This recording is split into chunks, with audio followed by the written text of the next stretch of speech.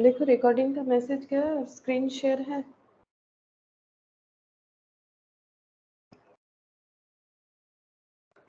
Yes sir. अच्छा ठीक है।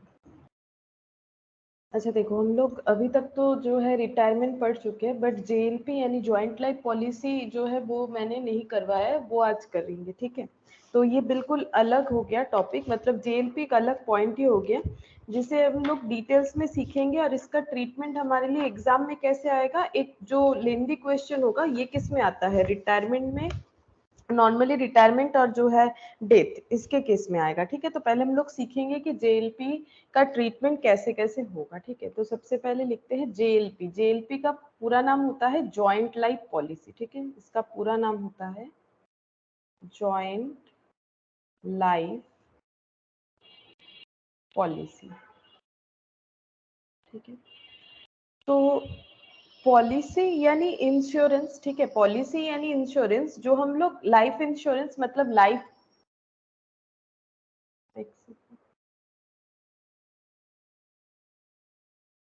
गुड इवनिंग असीमा।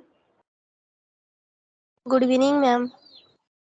तो देखो, हम लोग जो लाइफ के लिए एक्चुअली पॉलिसी जो है ना, वो लाइफ पॉलिसी भी होता है, एक होता है हम लोग का स्टॉक के ऊपर भी होता है। तो फिलहाल हम लोग यहाँ पर लाइफ के ऊपर ही ले रहे हैं। ठीक है, जॉइंट लाइफ पॉलिसी, स्टॉक वाला तुम लोग इंटर में पढ़ोगे। ठीक है, जो होता है इंश्योरेंस पॉलिसी का क्लेम स्टॉक के ऊपर, वो अलग चीज होता है।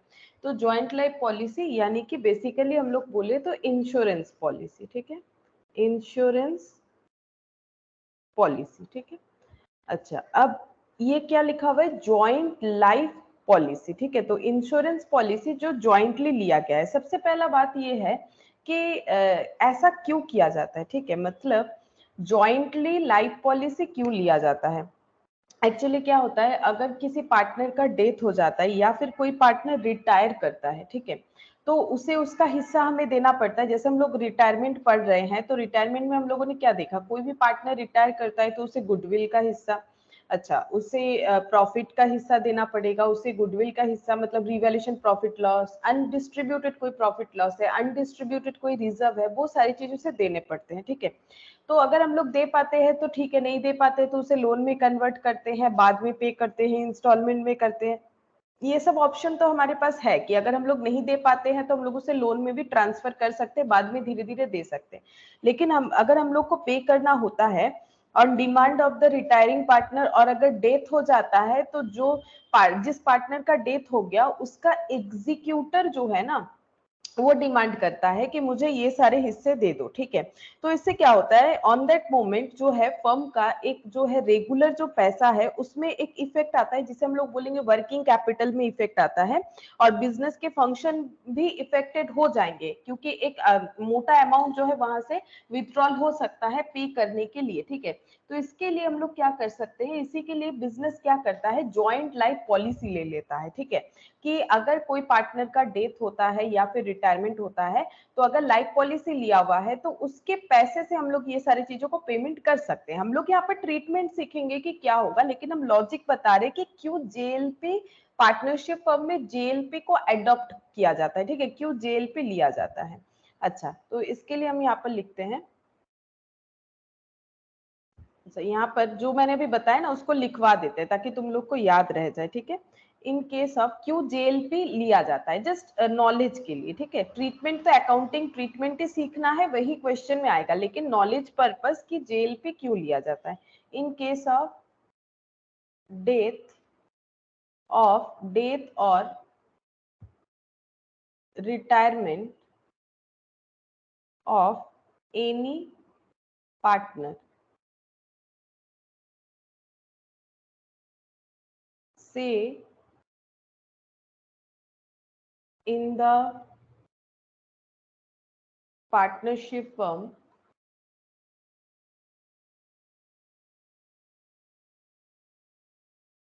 with partners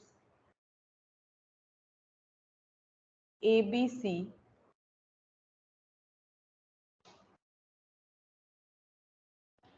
से पार्टनर बी। ठीक है, मतलब हम ये क्या लिखे, मैंने लिखा इन केस ऑफ डेथ और retirement of any partner in the partnership firm with partners ABC, ठीक है, एनी पार्टनर लाइक, जैसे कि इन the partnership firm with the partners ABC for example, ठीक है, या फिर से, ठीक है, या फिर फॉर एग्जाम्पल या फिर से कुछ भी लिख सकते हैं, फॉर एग्जाम्पल लिख देते, ठीक है, for example partner B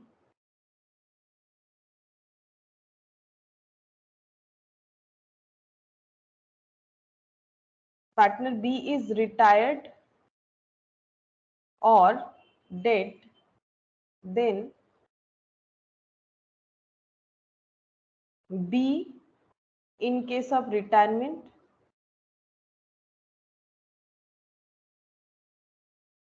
B's executor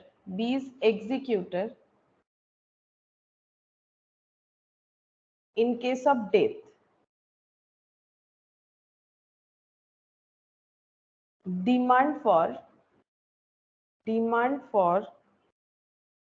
B's estate in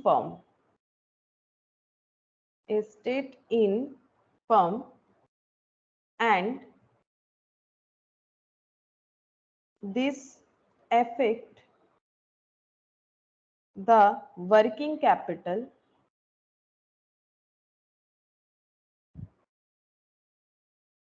or function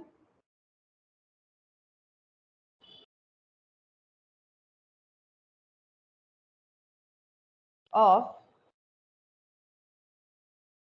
business, ठीक है, इसीलिए जेल पे लिया जाता है। हाँ, मैंने जो बताया वही मैंने लिखने का कोशिश किया, अगर लैंग्वेज थोड़ा इधर उधर हुआ है तुम लोग अपने हिसाब से एडजस्ट कर लेना। यहाँ पर लिखा है मैंने इन केस ऑफ डेथ और रिटायरमेंट, अगर डेथ या रिटायरमेंट होता है ऑफ एनी पार्टनर, ठीक है, किसी पार्टनर का, like in the partnership firm, जैसे मान लो कि कोई पार्टनरशिप फर्म है with partners ABC, for example partner B is retired और dead, then B in case of retirement और B is executor in case of death, ठीक है, खुद जब वो रिटायरमेंट लेगा और अगर बी का डेथ हो जाता है तो बी का एग्जीक्यूटर जो है डेथ के केस में डिमांड कर सकता है बी अपने एस्टेट का, मतलब उसे क्या क्या मिलना चाहिए, वो तुम लोग को पता है क्या क्या मिलता है, goodwill, undistributed profit, revaluation profit, undistributed reserve, ठीक है, in the firm and this affect the working capital of the working capital और फंक्शन ऑफ द बिजनेस, और जो कि हमें इसके वजह से क्या हो सकता है, बिजनेस का वर्किंग कैपिटल हैम्पर हो सकता है। वर्किंग कैपिटल मतलब क्या होता है, current asset minus current liability, है ना, पैसा चला जाएगा अचानक से तो वो तो हैम्पर होगा ना, कब कौन रिटायरमेंट लेने का डिसीजन ले लेगा, कब किसका डेथ हो जाएगा किसको पता, ठीक है,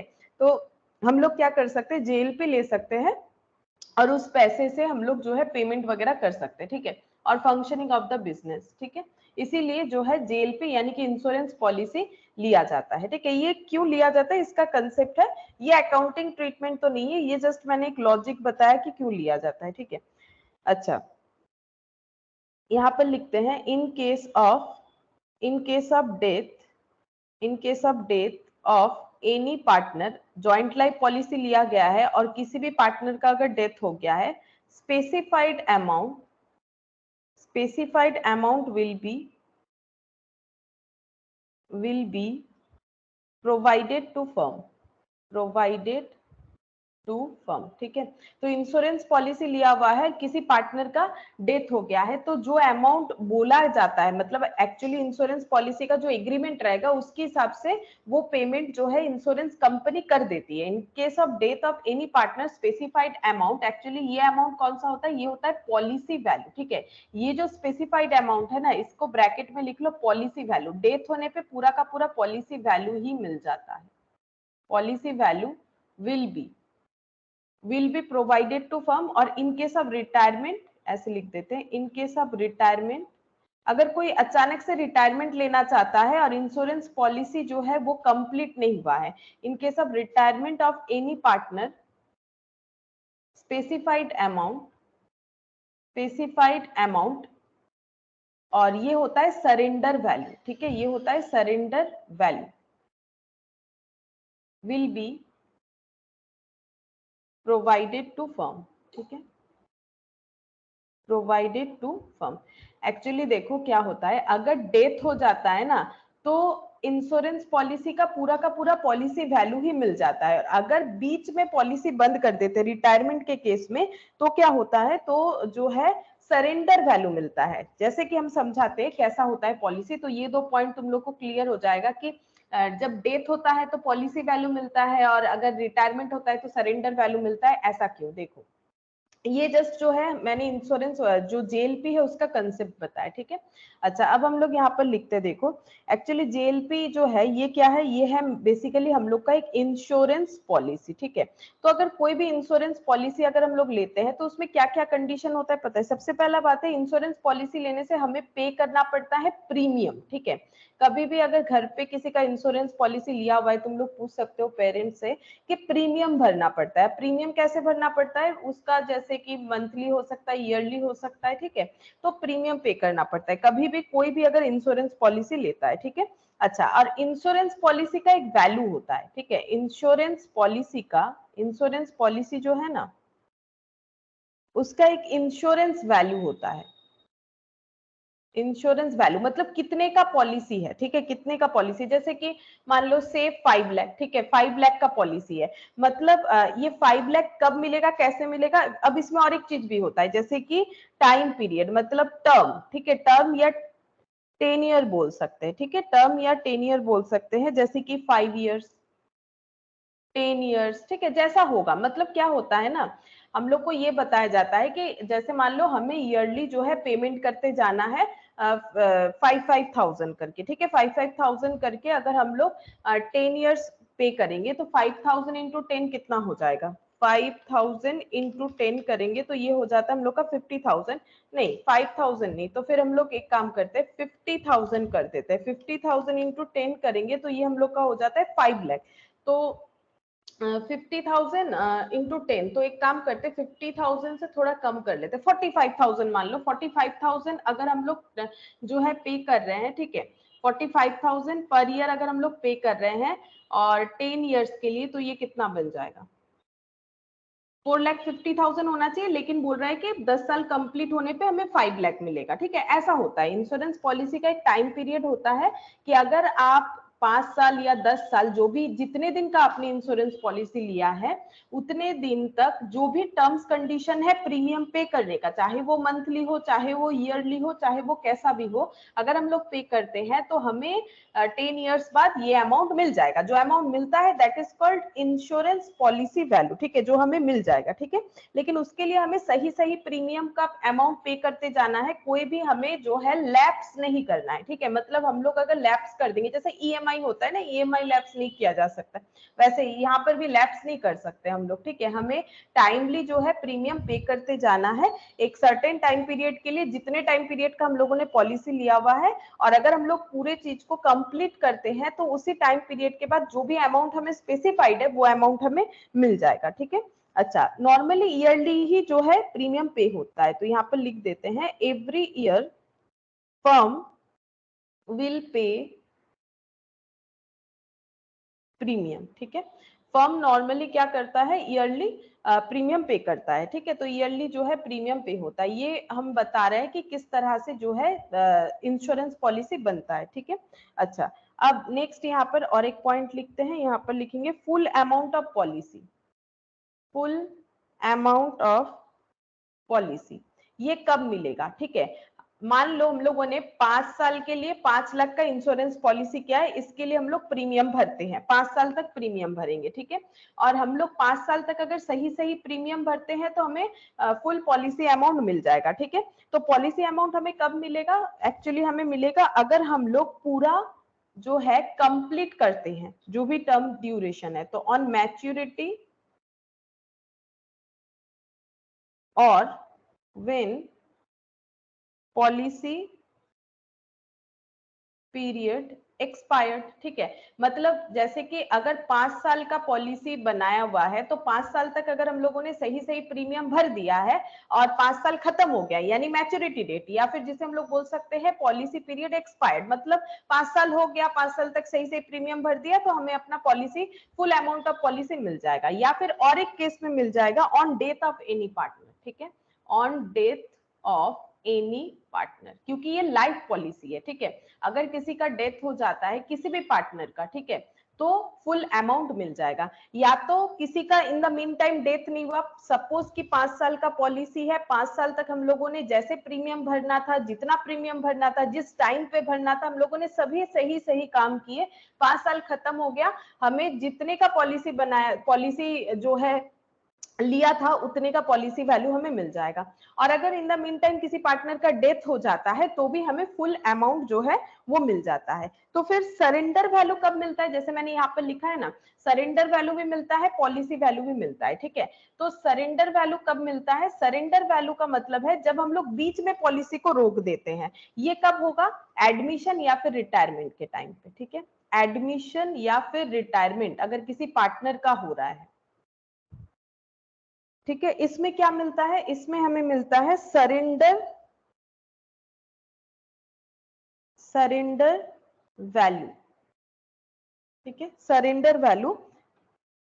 और पॉलिसी, क्यों सरेंडर वैल्यू मिलता है, because policy will be, policy को हमें करना पड़ता है डिसकंटिन्यू, समझाते हैं क्यों डिसकंटिन्यू। देखो जैसे एडमिशन का केस ले लो, पहले मान लो एडमिशन का केस ले लेते हैं, ठीक है। ए और बी दोनों पार्टनर थे। अब इसके बाद जो है ए बी पहले से पार्टनर थे, अब इसमें जो है ऐड होना चाहते हैं सी, ठीक है।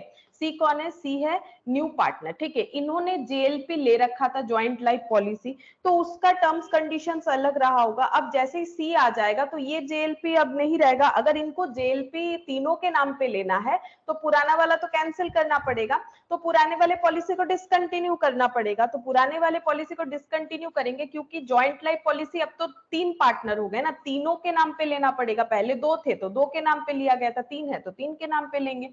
तो इसीलिए क्या होगा, यहाँ पर सरेंडर वैल्यू मिलेगा। मतलब ए भी मान लो 2 साल, इनका 5 साल का पॉलिसी लिया हुआ था, ठीक है। 2 साल बाद बिजनेस 2 साल चला, 2 साल पॉलिसी भी चला, उसके बाद सी एडमिशन लेना चाहता है, इन्होंने सी को एडमिट कर लिया। तो अब क्या करना पड़ेगा, इनको वो पॉलिसी डिसकंटिन्यू कर देना पड़ेगा, जो कि 5 साल के लिए था, बट इन्होंने 2 साल ही चलाया। तो इंश्योरेंस कंपनी का रूल्स ये है कि पूरा अगर पॉलिसी जैसा है 5 साल पूरा चलाओगे तो ही पूरा पैसा मिलेगा, अगर नहीं चलाओगे तो सरेंडर वैल्यू मिलेगा। और सरेंडर वैल्यू कितना होता है नॉर्मली, अगर प्रैक्टिकली मेरे से बोलो तो अगर हम लोग कुछ भी प्रीमियम वगैरह भरते हैं ना, तो सरेंडर वैल्यू नॉर्मली हम लोग का होता है 70 से 80%, ठीक है। डिपॉजिट अमाउंट का 70 से 80% हमारा पॉलिसी वैल्यू होता है। जैसे मान लो 2 बार प्रीमियम भरा है, 10-10 हजार, ठीक है, 20 हजार, उसके अगेंस्ट में ना सरेंडर वैल्यू लिखा हुआ रहता है कि अगर आप पहले साल ही डिसकंटिन्यू करते हो तो आपको कितना मिलेगा, दूसरे साल डिसकंटिन्यू करते हो तो कितना मिलेगा। अभी एग्जाम्पल लेंगे ना तो समझ में आएगा कि सरेंडर वैल्यू क्या होता है। वैसे वो इंश्योरेंस कंपनी डिसाइड करती है, तुम लोगों को क्वेश्चन में दिया हुआ रहेगा, ठीक है। अच्छा, अब रिटायरमेंट के केस में जैसे ये हो गया, तो न्यू जेएलपी हमें लेना पड़ेगा, न्यू जेएलपी जिसमें ए बी सी तीनों पार्टनर हो जाएगा, इसीलिए पॉलिसी को डिसकंटिन्यू करना पड़ेगा। जैसे पॉलिसी डिसकंटिन्यू करेंगे तो हमें क्या मिलेगा, इंश्योरेंस कंपनी की तरफ से पूरा पैसा नहीं मिलेगा, वो बोलेगी भाई तुमने तो कंटिन्यू किया ही नहीं है टर्म्स कंडीशन, 5 साल का पॉलिसी था, तुम 2 साल बाद चेंज कर रहे हो, तो तुम लोगों को क्या मिलेगा, सरेंडर वैल्यू मिलेगा ऑन दैट मोमेंट, जो भी सरेंडर वैल्यू रिकॉर्डेड है। अच्छा, रिटायरमेंट में क्या होता है, सपोज 3 पार्टनर थे ए बी सी, ठीक है, तीनों ने मिलके जो है जेएलपी ले रखा था, सी रिटायर, सी जो है वो रिटायर हो गए। अब कौन बचा पार्टनर, ए और बी, ठीक है। तो इसका मतलब ये जो जेएलपी है ये खत्म हो जाएगा, न्यू जेएलपी लेना पड़ेगा ए और बी के नाम का, ठीक है। और ये जो जेएलपी था ये खत्म हो जाएगा। तो जैसे ही ये खत्म हो रहा है, क्योंकि देखो सी रिटायर हो जाएगा तो इंश्योरेंस कंपनी को जाके बोलना पड़ेगा भाई हमारे तो तीनों के नाम का था, अब सी तो रहा नहीं, तो हमें नया जेएलपी करना है, ठीक है। तो फिर इंश्योरेंस कंपनी बोलेगी हम लोग चेक कर लेते हैं कि आपने पॉलिसी कितने दिन कंटिन्यू किया, उसके अगेंस्ट में आपका क्या सरेंडर वैल्यू मिलता है वो आपको दे दिया जाएगा, ठीक है। तो सरेंडर वैल्यू जो है, ये सरेंडर वैल्यू का मतलब जब भी हम लोग किसी रीजन से पॉलिसी को डिसकंटिन्यू करते हैं तो हमें सरेंडर वैल्यू मिलता है। Surrender value decided by the insurance company होता है हमेशा, ठीक है। अच्छा, यहाँ पर नेक्स्ट एक पॉइंट लिख देते हैं, existing policy of partner is, existing policy of partner is discontinued and get surrender value of policy. ठीक है, मैंने फिर से एक बार लिखवा दिया। एग्जिस्टिंग पॉलिसी जो है पार्टनर का वो डिसकंटिन्यू हो रहा है, चाहे वो एडमिशन का केस हो चाहे वो रिटायरमेंट का केस हो, और ऐसे केस में इनको मिलता है सरेंडर वैल्यू। ठीक है, एक एग्जांपल और दे देते हैं इस बात पे। ये देखो एग्जांपल दे देते हैं। इंश्योरेंस पॉलिसी जो है, सपोज इंश्योरेंस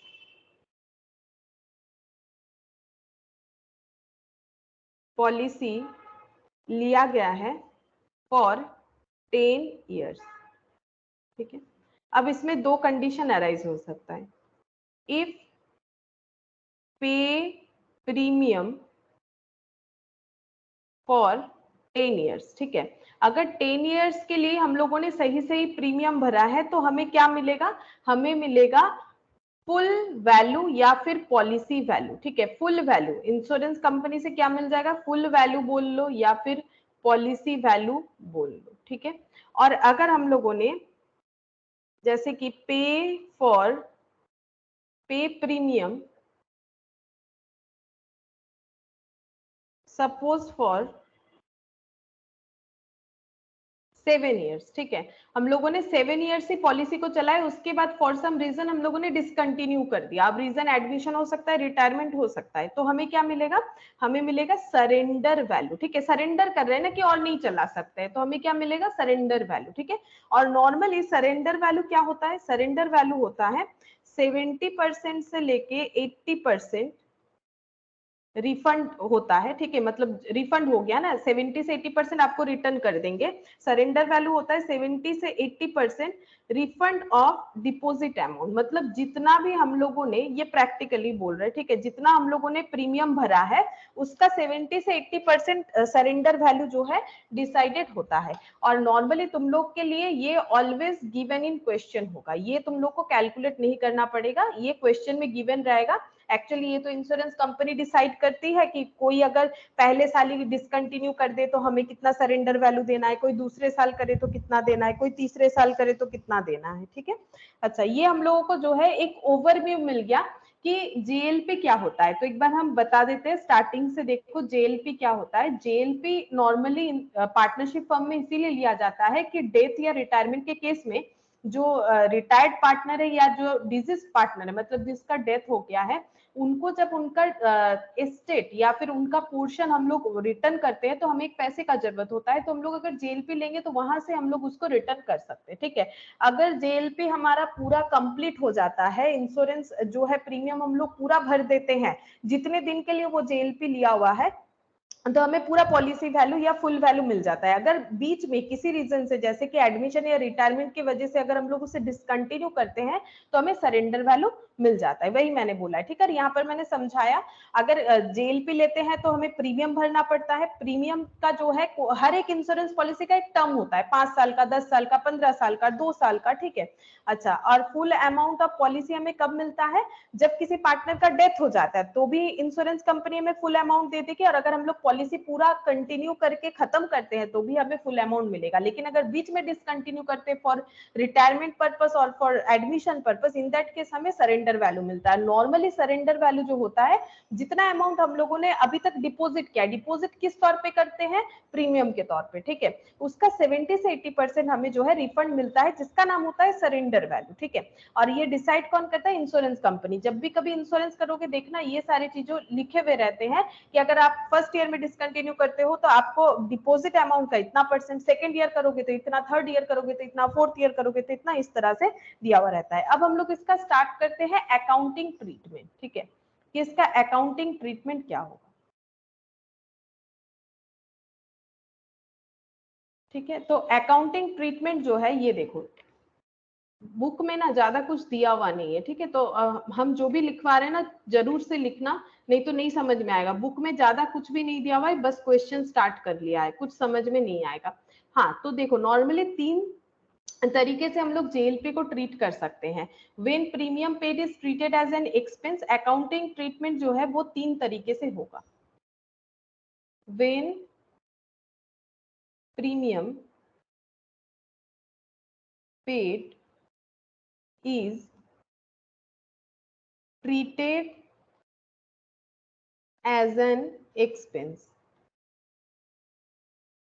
सेकेंड हो जाएगा, ये देखो सेकेंड हम लोग सीखेंगे when premium paid is treated as an asset। when premium paid is treated as an asset। और थर्ड एंड लास्ट पॉइंट होता है when creation of JLP reserve. ठीक है, इसको हम लोग क्या बोल सकते हैं, when premium paid is treated as an asset and liability, या फिर हम लोग बोल सकते हैं एसेट एंड रिजर्व। ठीक है, इस तरह से भी हम लोग चाहे तो बोल सकते हैं। ठीक है, तो यहाँ पर देखो ये तो लिखा है मैंने, इसको लिखवा देते हैं, रुको और एक पॉइंट भी लिखवा देते हैं। इसमें हम लोग इसको बोल सकते हैं, एक सेकेंड, इसका नाम कैसे लिखें, और एसेट एंड रिजर्व।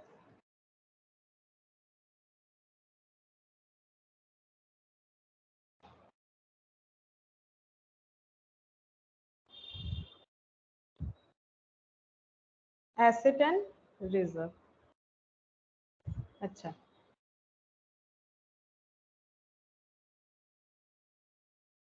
सबसे पहले हम लोग ये वाला सीखेंगे when premium paid is treated as an expense. ठीक है, एसेट एंड लाइबिलिटीज और एसेट एंड रिजर्व। ठीक है, अच्छा तो सबसे पहले हम लोग ये वाला ट्रीटमेंट सीखेंगे, पॉइंट 1। ठीक है, when premium paid is treated as an expense. जब हम लोग प्रीमियम पेड को एक्सपेंस की तरह ट्रीट करते हैं, मतलब इसमें क्या होगा, तो इसको एक एग्जांपल से समझाते हैं। जैसे मान लो एक इसको हम लोग कैसे बोल सकते हैं, premium paid is treated as an expense या फिर जेएलपी एज एन एक्सपेंस, ऐसे भी बोला जाता है। ठीक है, जेएलपी एज एन एक्सपेंस ऐसे भी क्वेश्चन में दिया हुआ, एक्चुअली ऐसे दिया हुआ नहीं रहेगा, हमें समझना पड़ेगा खुद से कि कहाँ पर क्या दिया हुआ है। ठीक है, मतलब पढ़ के समझना पड़ेगा कि कौन सा ट्रीटमेंट हमें करना है, अभी पूरा कंप्लीट होगा तो समझ जाओगे। तो मान लो यहाँ पर मैंने 3 कॉलम कर लिया, ईयर, ये एग्जाम्पल है। ठीक है, ईयर, प्रीमियम और सरेंडर वैल्यू। ठीक है, एक इंश्योरेंस पॉलिसी लिया हुआ है, प्रीमियम कितना पे करना है, 10,000 10,000 करके 3 साल का लिया हुआ है। ठीक है, 10,000 10,000 10,000, तो फर्स्ट ईयर भी कितना प्रीमियम पे करना है, 10,000, सेकंड ईयर भी कितना प्रीमियम पे करना है, 10,000, थर्ड ईयर भी कितना प्रीमियम पे करना है, 10,000। अब सरेंडर वैल्यू कैसे डिसाइड किया इंश्योरेंस कंपनी ने, कि अगर पहले साल 10,000 प्रीमियम पे करने के बाद पॉलिसी डिसकंटिन्यू होता है तो सरेंडर वैल्यू कुछ नहीं मिलेगा। मतलब अगर पहले साल 10,000 दे दिए, फिर बोल रहे हैं आगे पॉलिसी कंटिन्यू नहीं कर सकते हैं, तो कुछ भी इंश्योरेंस कंपनी रिफंड नहीं करने वाली। ठीक है, अच्छा फिर नेक्स्ट लिखा हुआ है, मान लो एग्रीमेंट में, ये एग्जाम्पल ले रहे हैं। ठीक है, मान लो एग्रीमेंट में लिखा हुआ है नॉर्मली पहले साल के बाद डिसकंटिन्यू करने से प्रैक्टिकली भी कुछ नहीं मिलता है। ठीक है, अब मान लो यहाँ पर लिखा हुआ है कि नेक्स्ट मिलेगा, यहाँ पर लिख दिया है 8,000, मतलब सेकेंड ईयर प्रीमियम पे करने के बाद, इसका मतलब क्या होता है वो भी समझना जरूरी है। सेकेंड ईयर प्रीमियम पे करने के बाद अगर डिसकंटिन्यू करते हैं तो हमें मिलेगा 8,000। ठीक है, अच्छा और थर्ड ईयर का यहाँ पर सरेंडर वैल्यू 15,000, इसका मतलब होता है कि थर्ड ईयर का प्रीमियम पे करने के बाद अगर हम लोग डिसकंटिन्यू करते हैं तो हमें मिलेगा 15,000। ठीक है, अब पॉलिसी जो है वो मान लो कि इससे 5 साल का होगा। ठीक है, क्योंकि मैंने फुल अमाउंट तो नहीं दिखाई, यहाँ भी सरेंडर वैल्यू दिखा है, इसका मतलब आगे भी पॉलिसी रहा होगा, थर्ड ईयर में डिसकंटिन्यू करने से 15,000 मिलेगा, ऐसा मैंने एग्जांपल क्रिएट किया है। ठीक है, और पॉलिसी वैल्यू कितना है, पॉलिसी वैल्यू है 1 लाख का।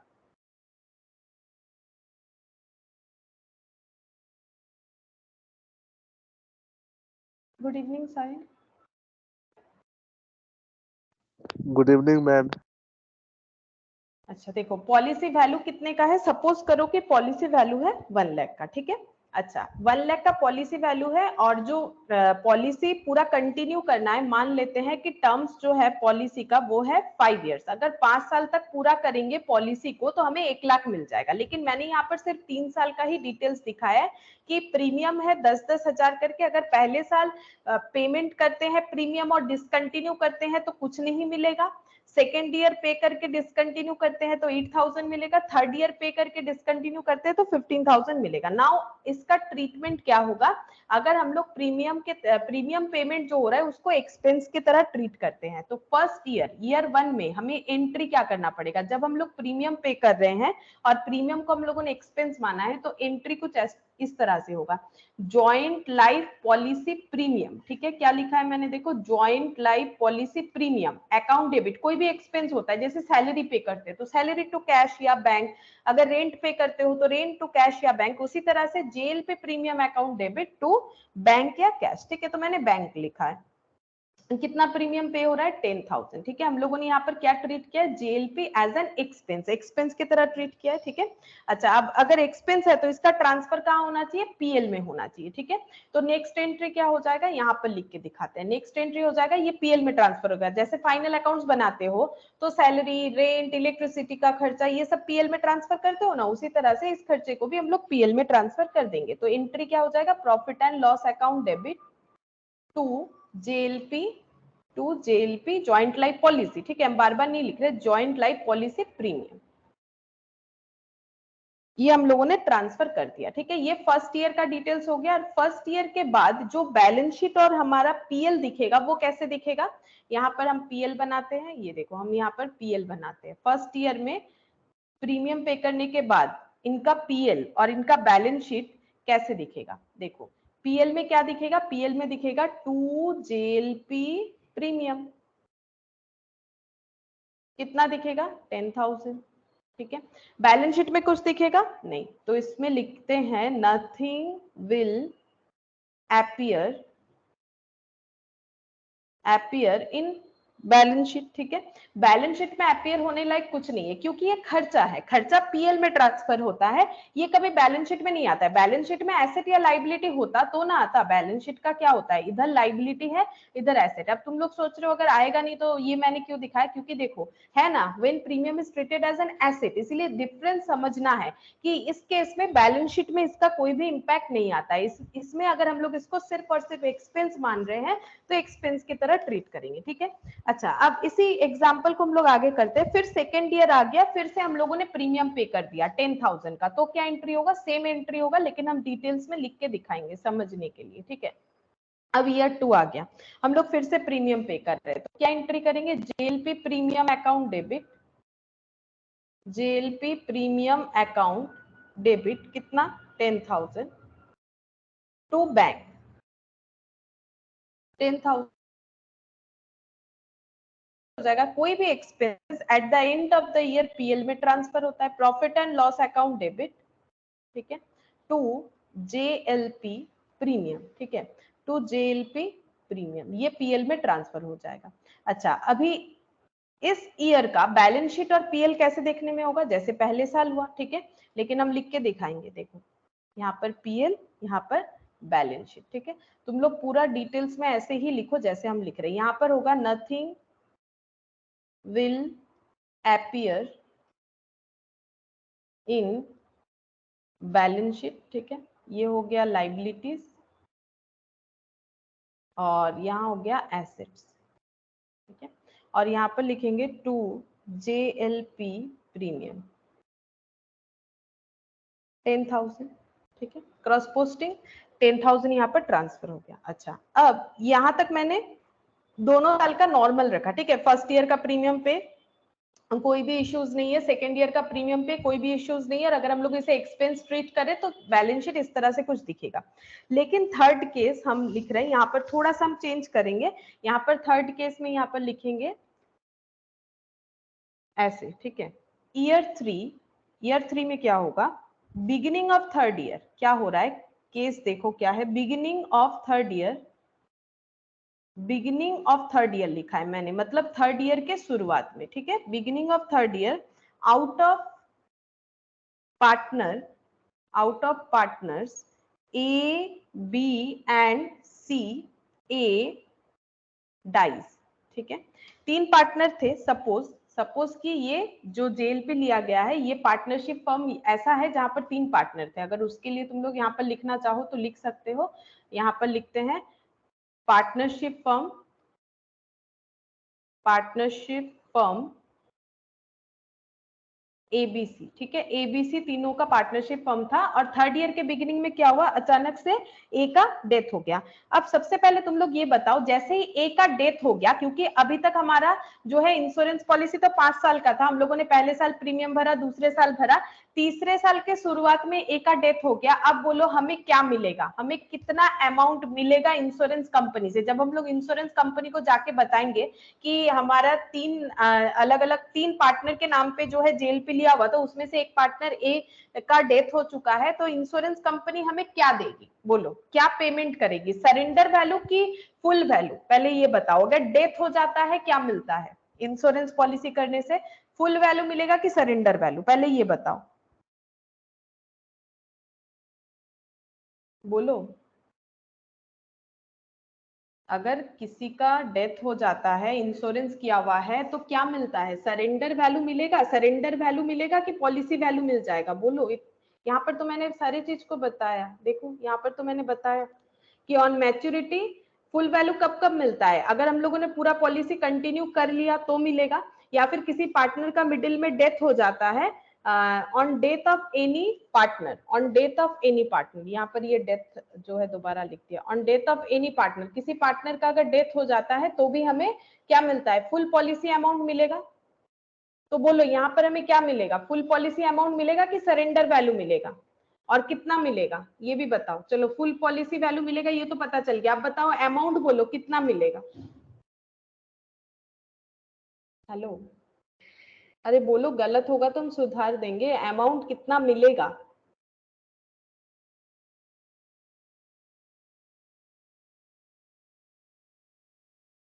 कुछ तो बोलो, अमाउंट कितना मिलेगा, अगर ए का डेथ हो जाता है इन द मीन टाइम तो क्या मिलेगा, 8,000, 15,000, 1 लाख, क्या मिलेगा बोलो। मेरा आवाज तो आ रहा है ना तुम लोगों को, 8,000 बोलो क्या मिलेगा,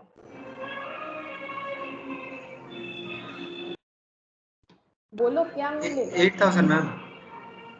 8,000 मिलेगा, लेकिन पॉलिसी तो देखो ये तो डेथ हो रहा है, डेथ होने पे सरेंडर वैल्यू मिलेगा। सरेंडर वैल्यू कब मिलता है, जब हम लोग डिसकंटिन्यू करते हैं। डिसकंटिन्यू का मतलब है इन केस ऑफ रिटायरमेंट और in case of death, sorry in case of admission, लिखवाया ना अभी, ये देखो जब हम लोग डिसकंटिन्यू करते हैं, देखो तुम लोग बोलोगे तो तुम लोग का ही गलती सुधर जाएगा। देखो सरेंडर वैल्यू कब मिलता है, policy will be discontinue, discontinue कब होता है, अगर हम लोगों का पॉलिसी में कोई चेंजेस करना है तब हम लोग उसे डिसकंटिन्यू करते हैं, है ना।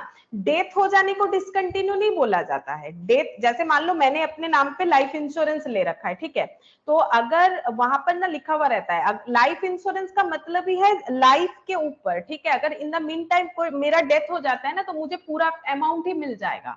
तुम लोगों ने सुना नहीं है कभी इंश्योरेंस के बारे में, अगर डेथ हो जाता है तो पूरा पैसा नहीं मिल जाता है, और अगर बीच में डिसकंटिन्यू करोगे, नहीं चला पा रहे हो पॉलिसी, तो फिर सरेंडर वैल्यू मिलता है। सरेंडर कर रहे हो ना कि भाई मेरे से नहीं हो रहा है, हम नहीं चला पा रहे, या फिर मुझे चेंजेस, जैसे इस केस में चेंजेस, ठीक है, तो अगर सरेंडर करते हैं तो डिसकंटिन्यू करते हैं, डेथ को डिसकंटिन्यू नहीं बोला जाता है। देखो ना साफ साफ मैंने लिखवाया है, फिर से एक बार बताते क्योंकि आगे भी पूछेंगे, तुम लोग को बताना है। देखो मैंने क्या बोला है, फुल अमाउंट ऑफ पॉलिसी कब मिलता है, जब हम लोग पूरे पॉलिसी को कंटिन्यू कर लेते हैं तो हमें क्या मिलता है, फुल पॉलिसी वैल्यू मिल जाएगा, या फिर डेथ हो गया तो फुल पॉलिसी। जैसे मान लो मैंने एक LIC करवाया मेरे नाम पे, ठीक है, लाइफ इंश्योरेंस पॉलिसी, ठीक है, अच्छा अब मैंने वो 5 साल का किया, 5 साल के बीच में मैंने पूरा 5 साल प्रीमियम वगैरह भर दिया, तो जो मेरा पॉलिसी वैल्यू है मुझे इंश्योरेंस कंपनी दे देगी। लेकिन इन द मीन टाइम अगर मान लो मेरा डेथ हो गया तो भी मुझे पूरा मतलब मुझे तो नहीं मिलेगा, मेरे घर वाले को जिसको मैंने नॉमिनी कर रखा है। तुम लोगों ने नहीं सुना नॉमिनी होता है ना,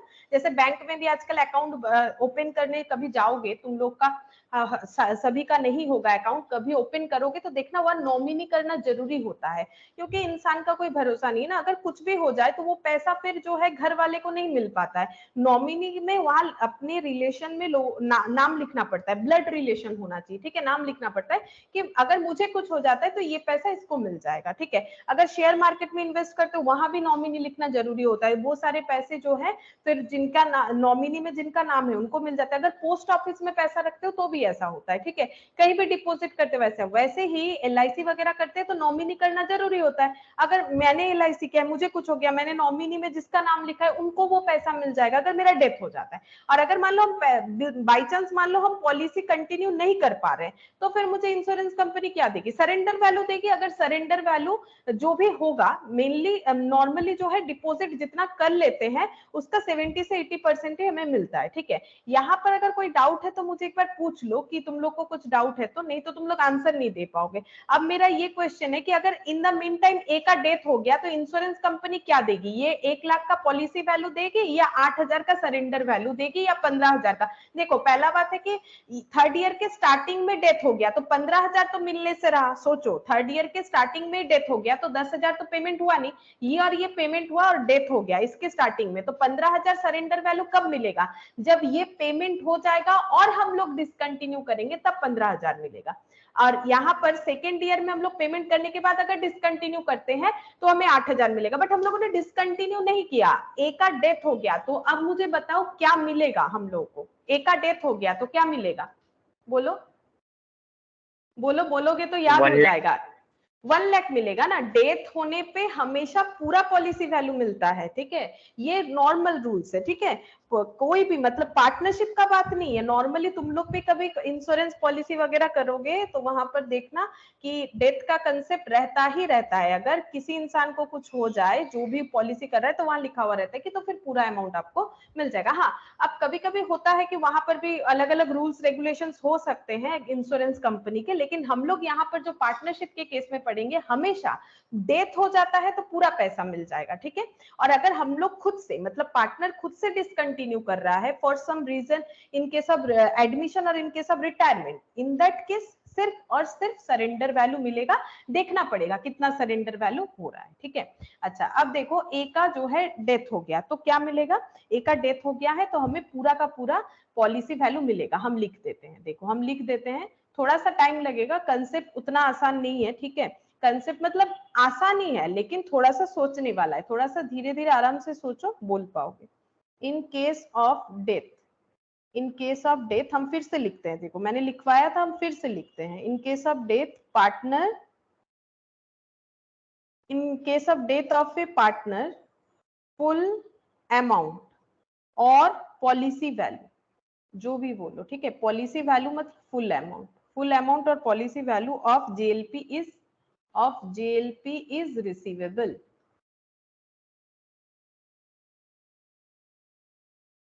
ठीक है, पूरा अमाउंट मिल जाता है। अच्छा अब जैसे ही पैसा मिलेगा एंट्री क्या होगा, अब सोचो ए का डेथ हो गया, इंश्योरेंस कंपनी पैसा दे रही, भाई ले जाओ, आप लोगों का जो इंश्योरेंस पॉलिसी था वो तो 5 साल का था, लेकिन थर्ड ईयर के स्टार्टिंग में ही पार्टनर ए का डेथ हो गया। अब देखो क्यों पूरा पैसा मिलता है उसका लॉजिक भी सुनो। ये लोग क्या क्लेम करेंगे, बोलेंगे हम लोग तो तीनों मिलके प्रीमियम भर रहे थे, मतलब हमारा तीनों का पॉलिसी था तो हम लोग तीनों मिलके जो बिजनेस चला रहे थे वहां से प्रीमियम, अब हमारा पार्टनरशिप तो रहा ही नहीं क्योंकि एक पार्टनर का तो डेथ हो गया, पार्टनरशिप ABC कहाँ रहा, पार्टनरशिप BC हो गया है। तो फिर इंश्योरेंस कंपनी को क्या करना पड़ेगा, इंश्योरेंस कंपनी को पूरा पैसा जो है देना पड़ेगा, यही इंश्योरेंस का रूल्स होता है, ठीक है। अगर डेथ हो जाता है लाइफ इंश्योरेंस के केस में तो पूरा पेमेंट करना पड़ता है।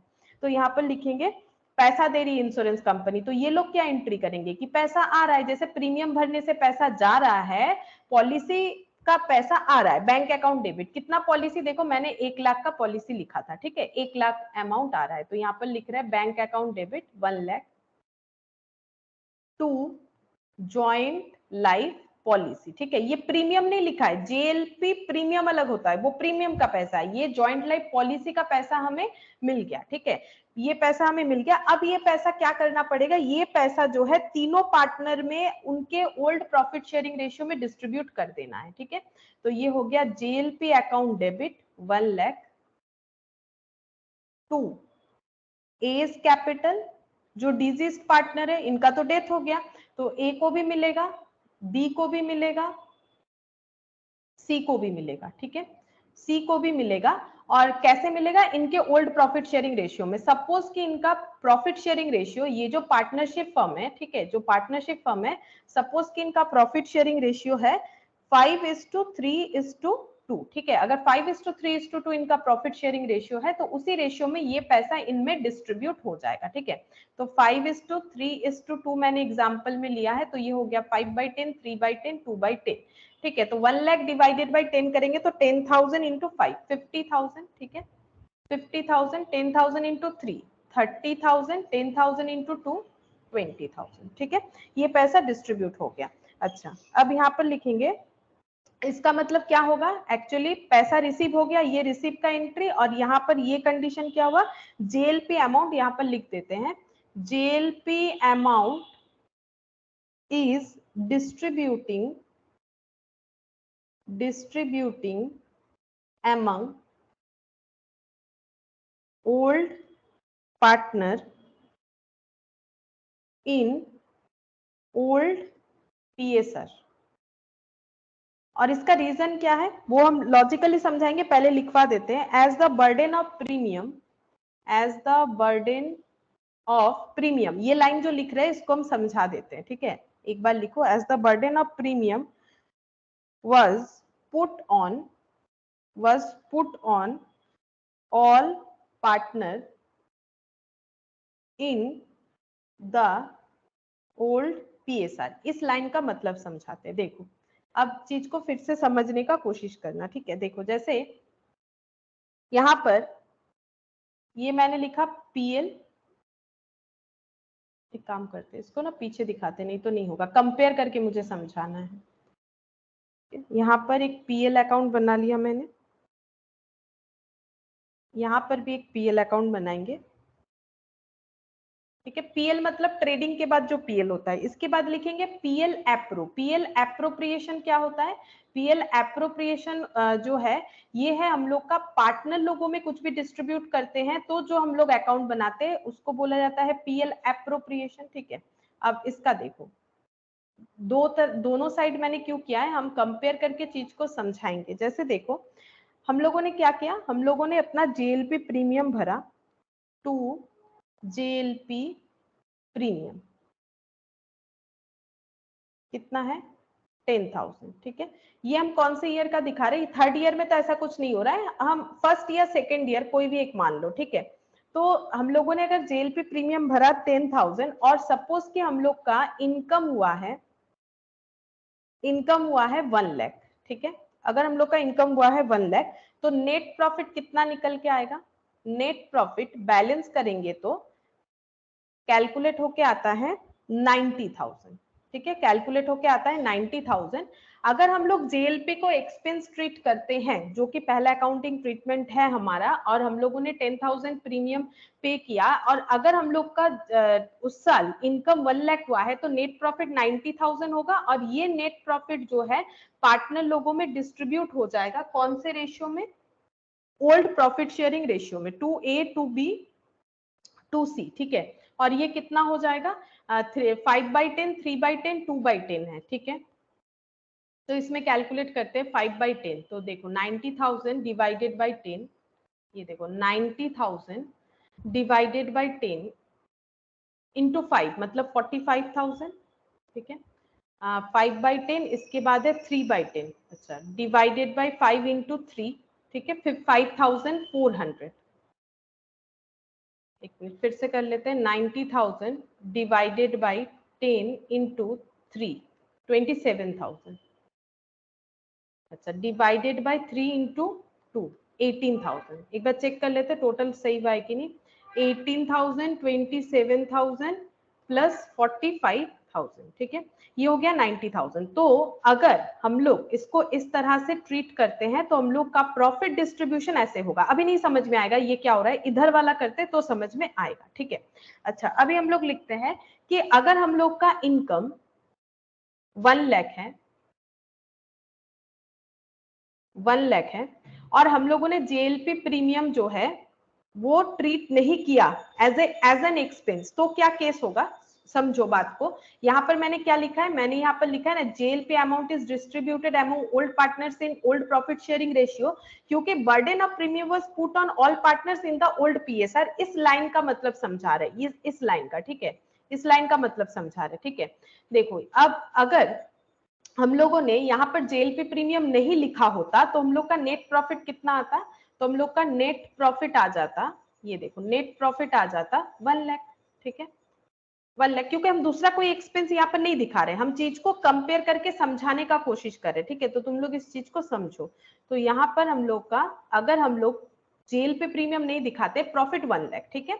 अच्छा, तो ये नेट प्रॉफिट डिस्ट्रीब्यूट होगा पार्टनर लोगों में, ठीक है। तो अगर पार्टनर लोगों में ये डिस्ट्रीब्यूट होगा तो ये अमाउंट कितना हो जाएगा, सेम उसी रेशियो में 1 lakh divided by 10, 1 lakh divided by 10 into 5, पहला 50,000 और 30,000, ठीक है, और 20,000, टोटल 1 लाख। यहाँ पर एक जीरो ज्यादा हो गया, 20,000, तो 1 लाख,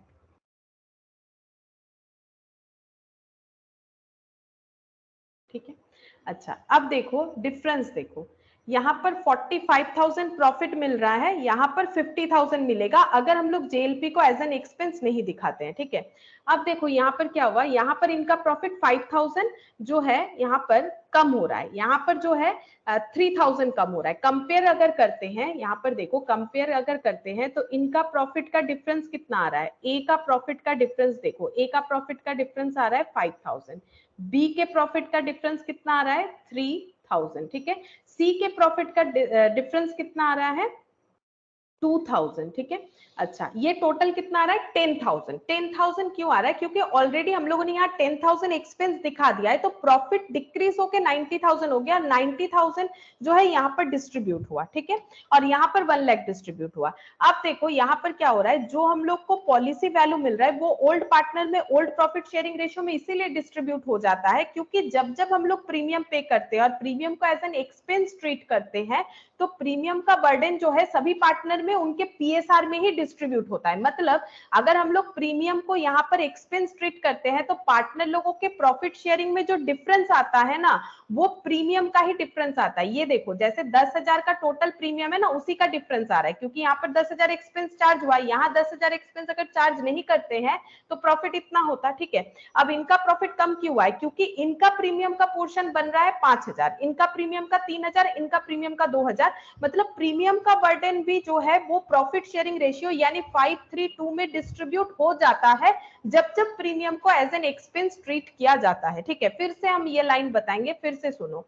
यहाँ पर क्या हो रहा है, प्रॉफिट शेयरिंग रेशियो जो है यहाँ जिस तरह से कम हुआ है, जिस पोर्शन में कम दिख रहा है वो इनके पीएसआर में कम दिख रहा है, और वो टोटल अमाउंट जो है वो प्रीमियम का अमाउंट है, क्योंकि वो तो होगा ही, वो तो देखो ना लॉजिकली मैथमेटिकली तुम लोग को दिख रहा होगा कि यहाँ अगर हम 10,000 लिखेंगे तो ऑटोमेटिकली ये 90,000 होगा, यहाँ नहीं लिखेंगे तो ये 1 लाख होगा। तो इसमें 1 लाख का डिस्ट्रीब्यूशन, यहाँ पर 90,000 का डिस्ट्रीब्यूशन, और पर पार्टनर में जो डिस्ट्रीब्यूशन का डिफरेंस हो रहा है देखो कितना 5, 3 और 2, जो कि टोटल 10,000 जो कि प्रीमियम से इक्वल है, ठीक है। अब ये प्रीमियम का बर्डन भी देखो इनके ऊपर इनके ओल्ड पीएसआर में ही चला जाता है जब जब हम लोग जेएलपी प्रीमियम को एक्सपेंस ट्रीट करते हैं। देखो ए को 5,000 कम मिला, मतलब ए का प्रीमियम का बर्डन है 5,000, बी को 3,000 कम मिल रहा है क्योंकि बी का प्रीमियम, मतलब जब जब प्रीमियम भरा जाता है, क्योंकि ज्वाइंट लाइफ पॉलिसी और इसे अगर हम लोग एज एन एक्सपेंस ट्रीट करते हैं तो एक्सपेंस जो है ये ज्वाइंट लाइफ पॉलिसी के अमाउंट का जो एक्सपेंसेस है प्रीमियम का, वो सारे पार्टनर में उनके प्रॉफिट शेयरिंग रेशियो में ही डिस्ट्रीब्यूट होता है, क्योंकि एक्सपेंस प्रॉफिट शेयरिंग रेशियो में डिस्ट्रीब्यूट होता है, इसीलिए जो पॉलिसी अमाउंट मिलता है वो भी इनके प्रॉफिट शेयरिंग रेशियो में ही इनको दे दिया जाता है। इसीलिए एक को 50,000 मिलेगा क्योंकि उसका जो है बर्डन एक्सपेंसेस का ज्यादा था, देखो उसका बर्डन एक्सपेंसेस का सबसे ज्यादा था 5,000, फिर दूसरे वाले का 3,000 और 2,000 पीएसआर के हिसाब से। तो पीएसआर के हिसाब से प्रीमियम का बर्डन लेना है तो पीएसआर के हिसाब से ही जो है पॉलिसी वैल्यू से मिला हुआ अमाउंट डिस्ट्रीब्यूट हो जाएगा। तो JLP amount is distributing,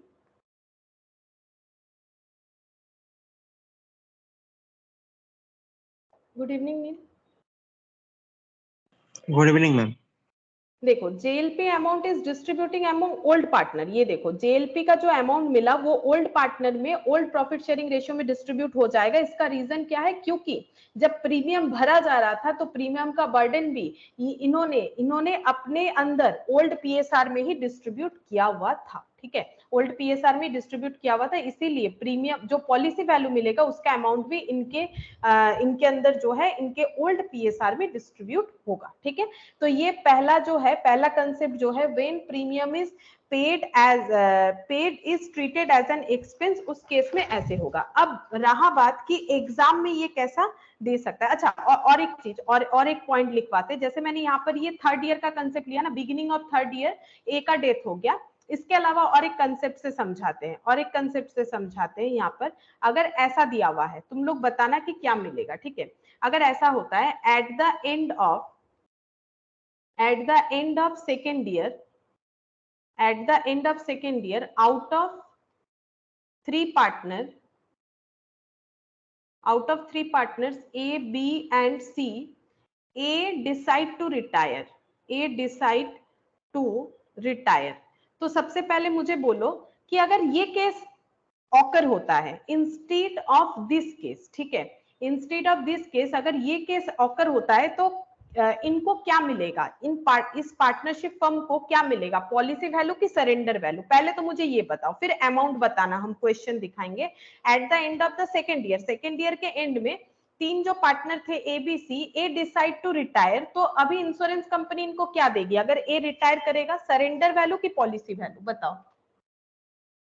surrender value. Surrender value, correct. ठीक है, क्योंकि रिटायरमेंट हो रहा है, सरेंडर वैल्यू। अब हम क्वेश्चन पे चलते, तुम लोग मुझे बताओ सेकेंड ईयर के एंड में डिसकंटिन्यू हुआ है तो सरेंडर वैल्यू कितना मिलेगा, बोलो कौन सा अमाउंट मिलेगा। 8,000।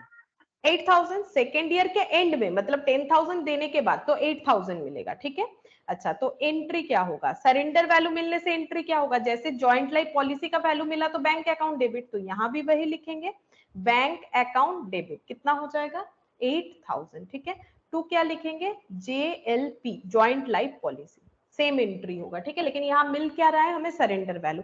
अब सरेंडर वैल्यू को क्या करना है, सरेंडर वैल्यू भी ओल्ड पार्टनर में ओल्ड प्रॉफिट शेयरिंग रेशियो में डिस्ट्रीब्यूट होना है। क्यों, क्योंकि एक्सपेंस भी इनमें इक्वली इनके पीएसआर के हिसाब से क्योंकि डिस्ट्रीब्यूट होता है, तो अगर पेमेंट जो है कैश आउटफ्लो अगर पीएसआर के हिसाब से होगा, कैश इनफ्लो भी पीएसआर के हिसाब से होगा।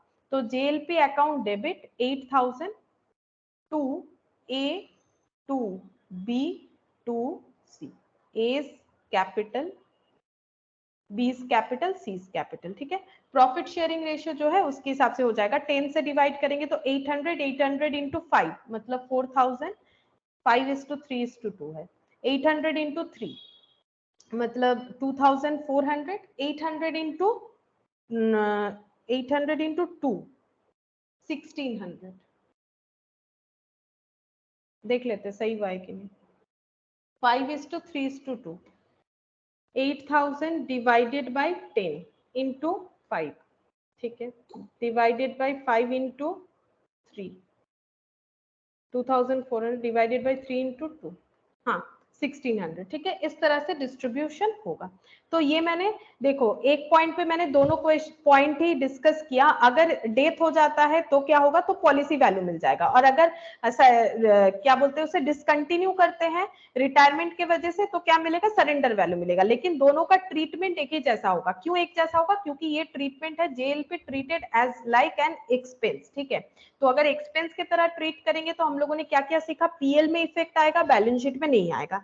दूसरा बात है क्योंकि ये एक्सप्लेनेशन है, ठीक है, ये एक्सप्लेनेशन है ताकि तुम लोग को रटना ना पड़े, ये एक्सप्लेनेशन है, मैंने ये समझाया कि क्यों इनमें ये डिस्ट्रीब्यूट होता है, क्योंकि पॉलिसी के प्रीमियम का बर्डन भी ये लोग ओल्ड पीएसआर में लेते हैं, इसीलिए इनको जो गेन होता है वो भी इनके पीएसआर में डिस्ट्रीब्यूट होता है। अब रहा कि एग्जाम में हम लोग कैसे समझेंगे कि हमें कौन सा पोर्शन दिया हुआ है, मतलब कैसे कौन सा ट्रीटमेंट करना है, तो एग्जाम में क्या देख के समझ में आएगा कि हमें क्या करना है, तो उसके लिए हम यहाँ पर लिखते हैं कि एग्जाम में हमारे पास क्वेश्चन जो है वो कैसे रहेगा, हम एक एग्जाम्पल से दिखाते हैं। तो एग्जाम में हम लोग के पास क्वेश्चन जो है कुछ ऐसा रहेगा,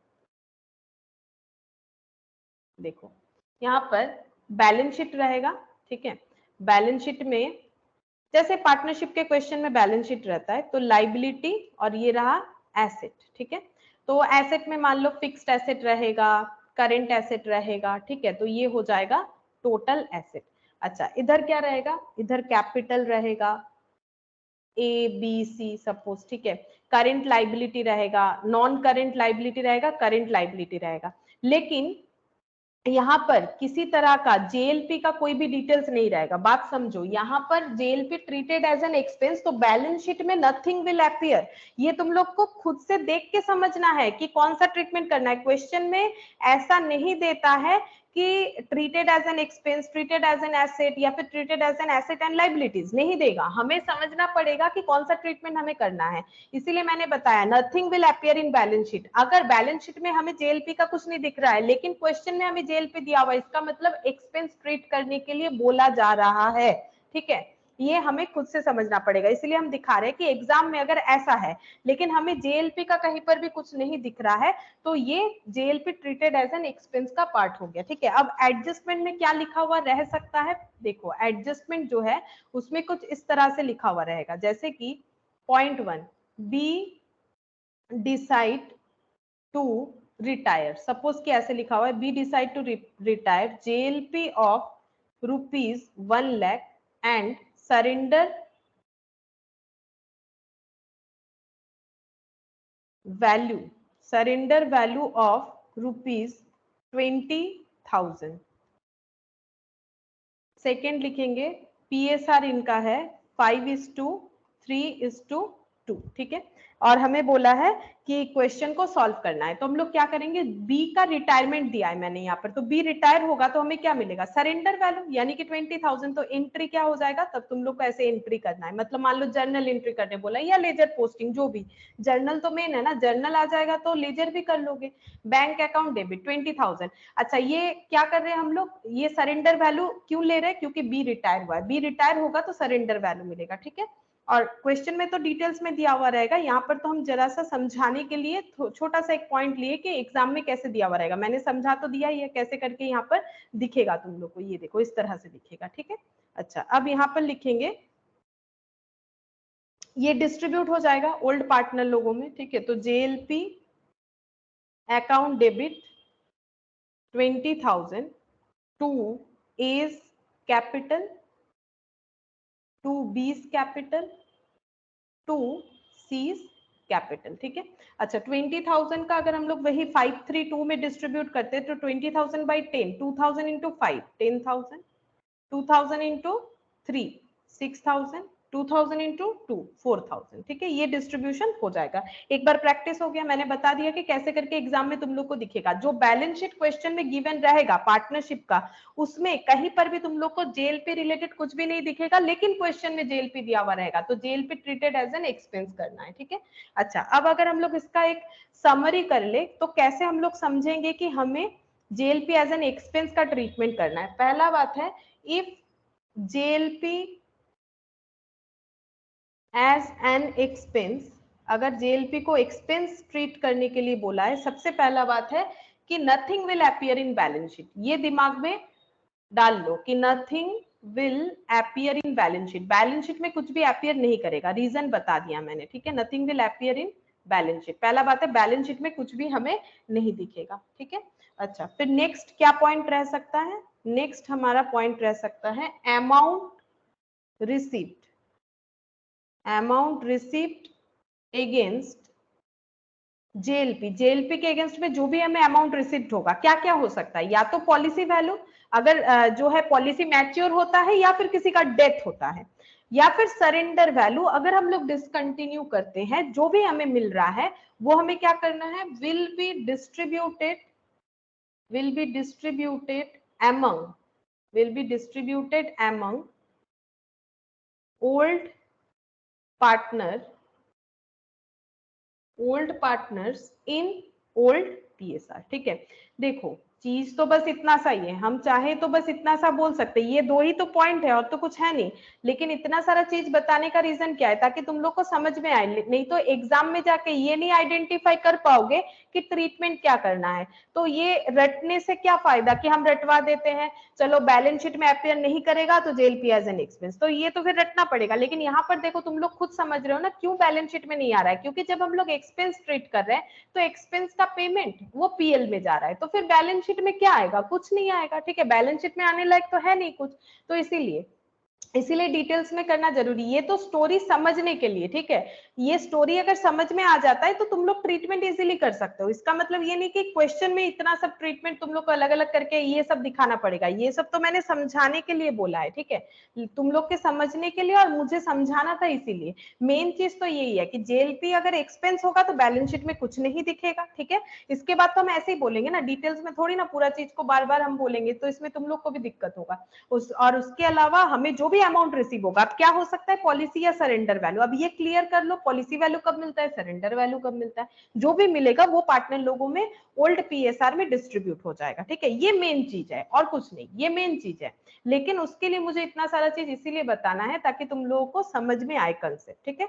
कोई भी डाउट है तो पूछ सकते हो, ठीक है। इसके बाद हम लोग नेक्स्ट वाले कंसेप्ट में चले जाएंगे, when premium paid is treated as an asset में, ठीक है। उसमें भी हम लोग डिटेल्स में ही समझेंगे। तो पहला ये वाला हो गया।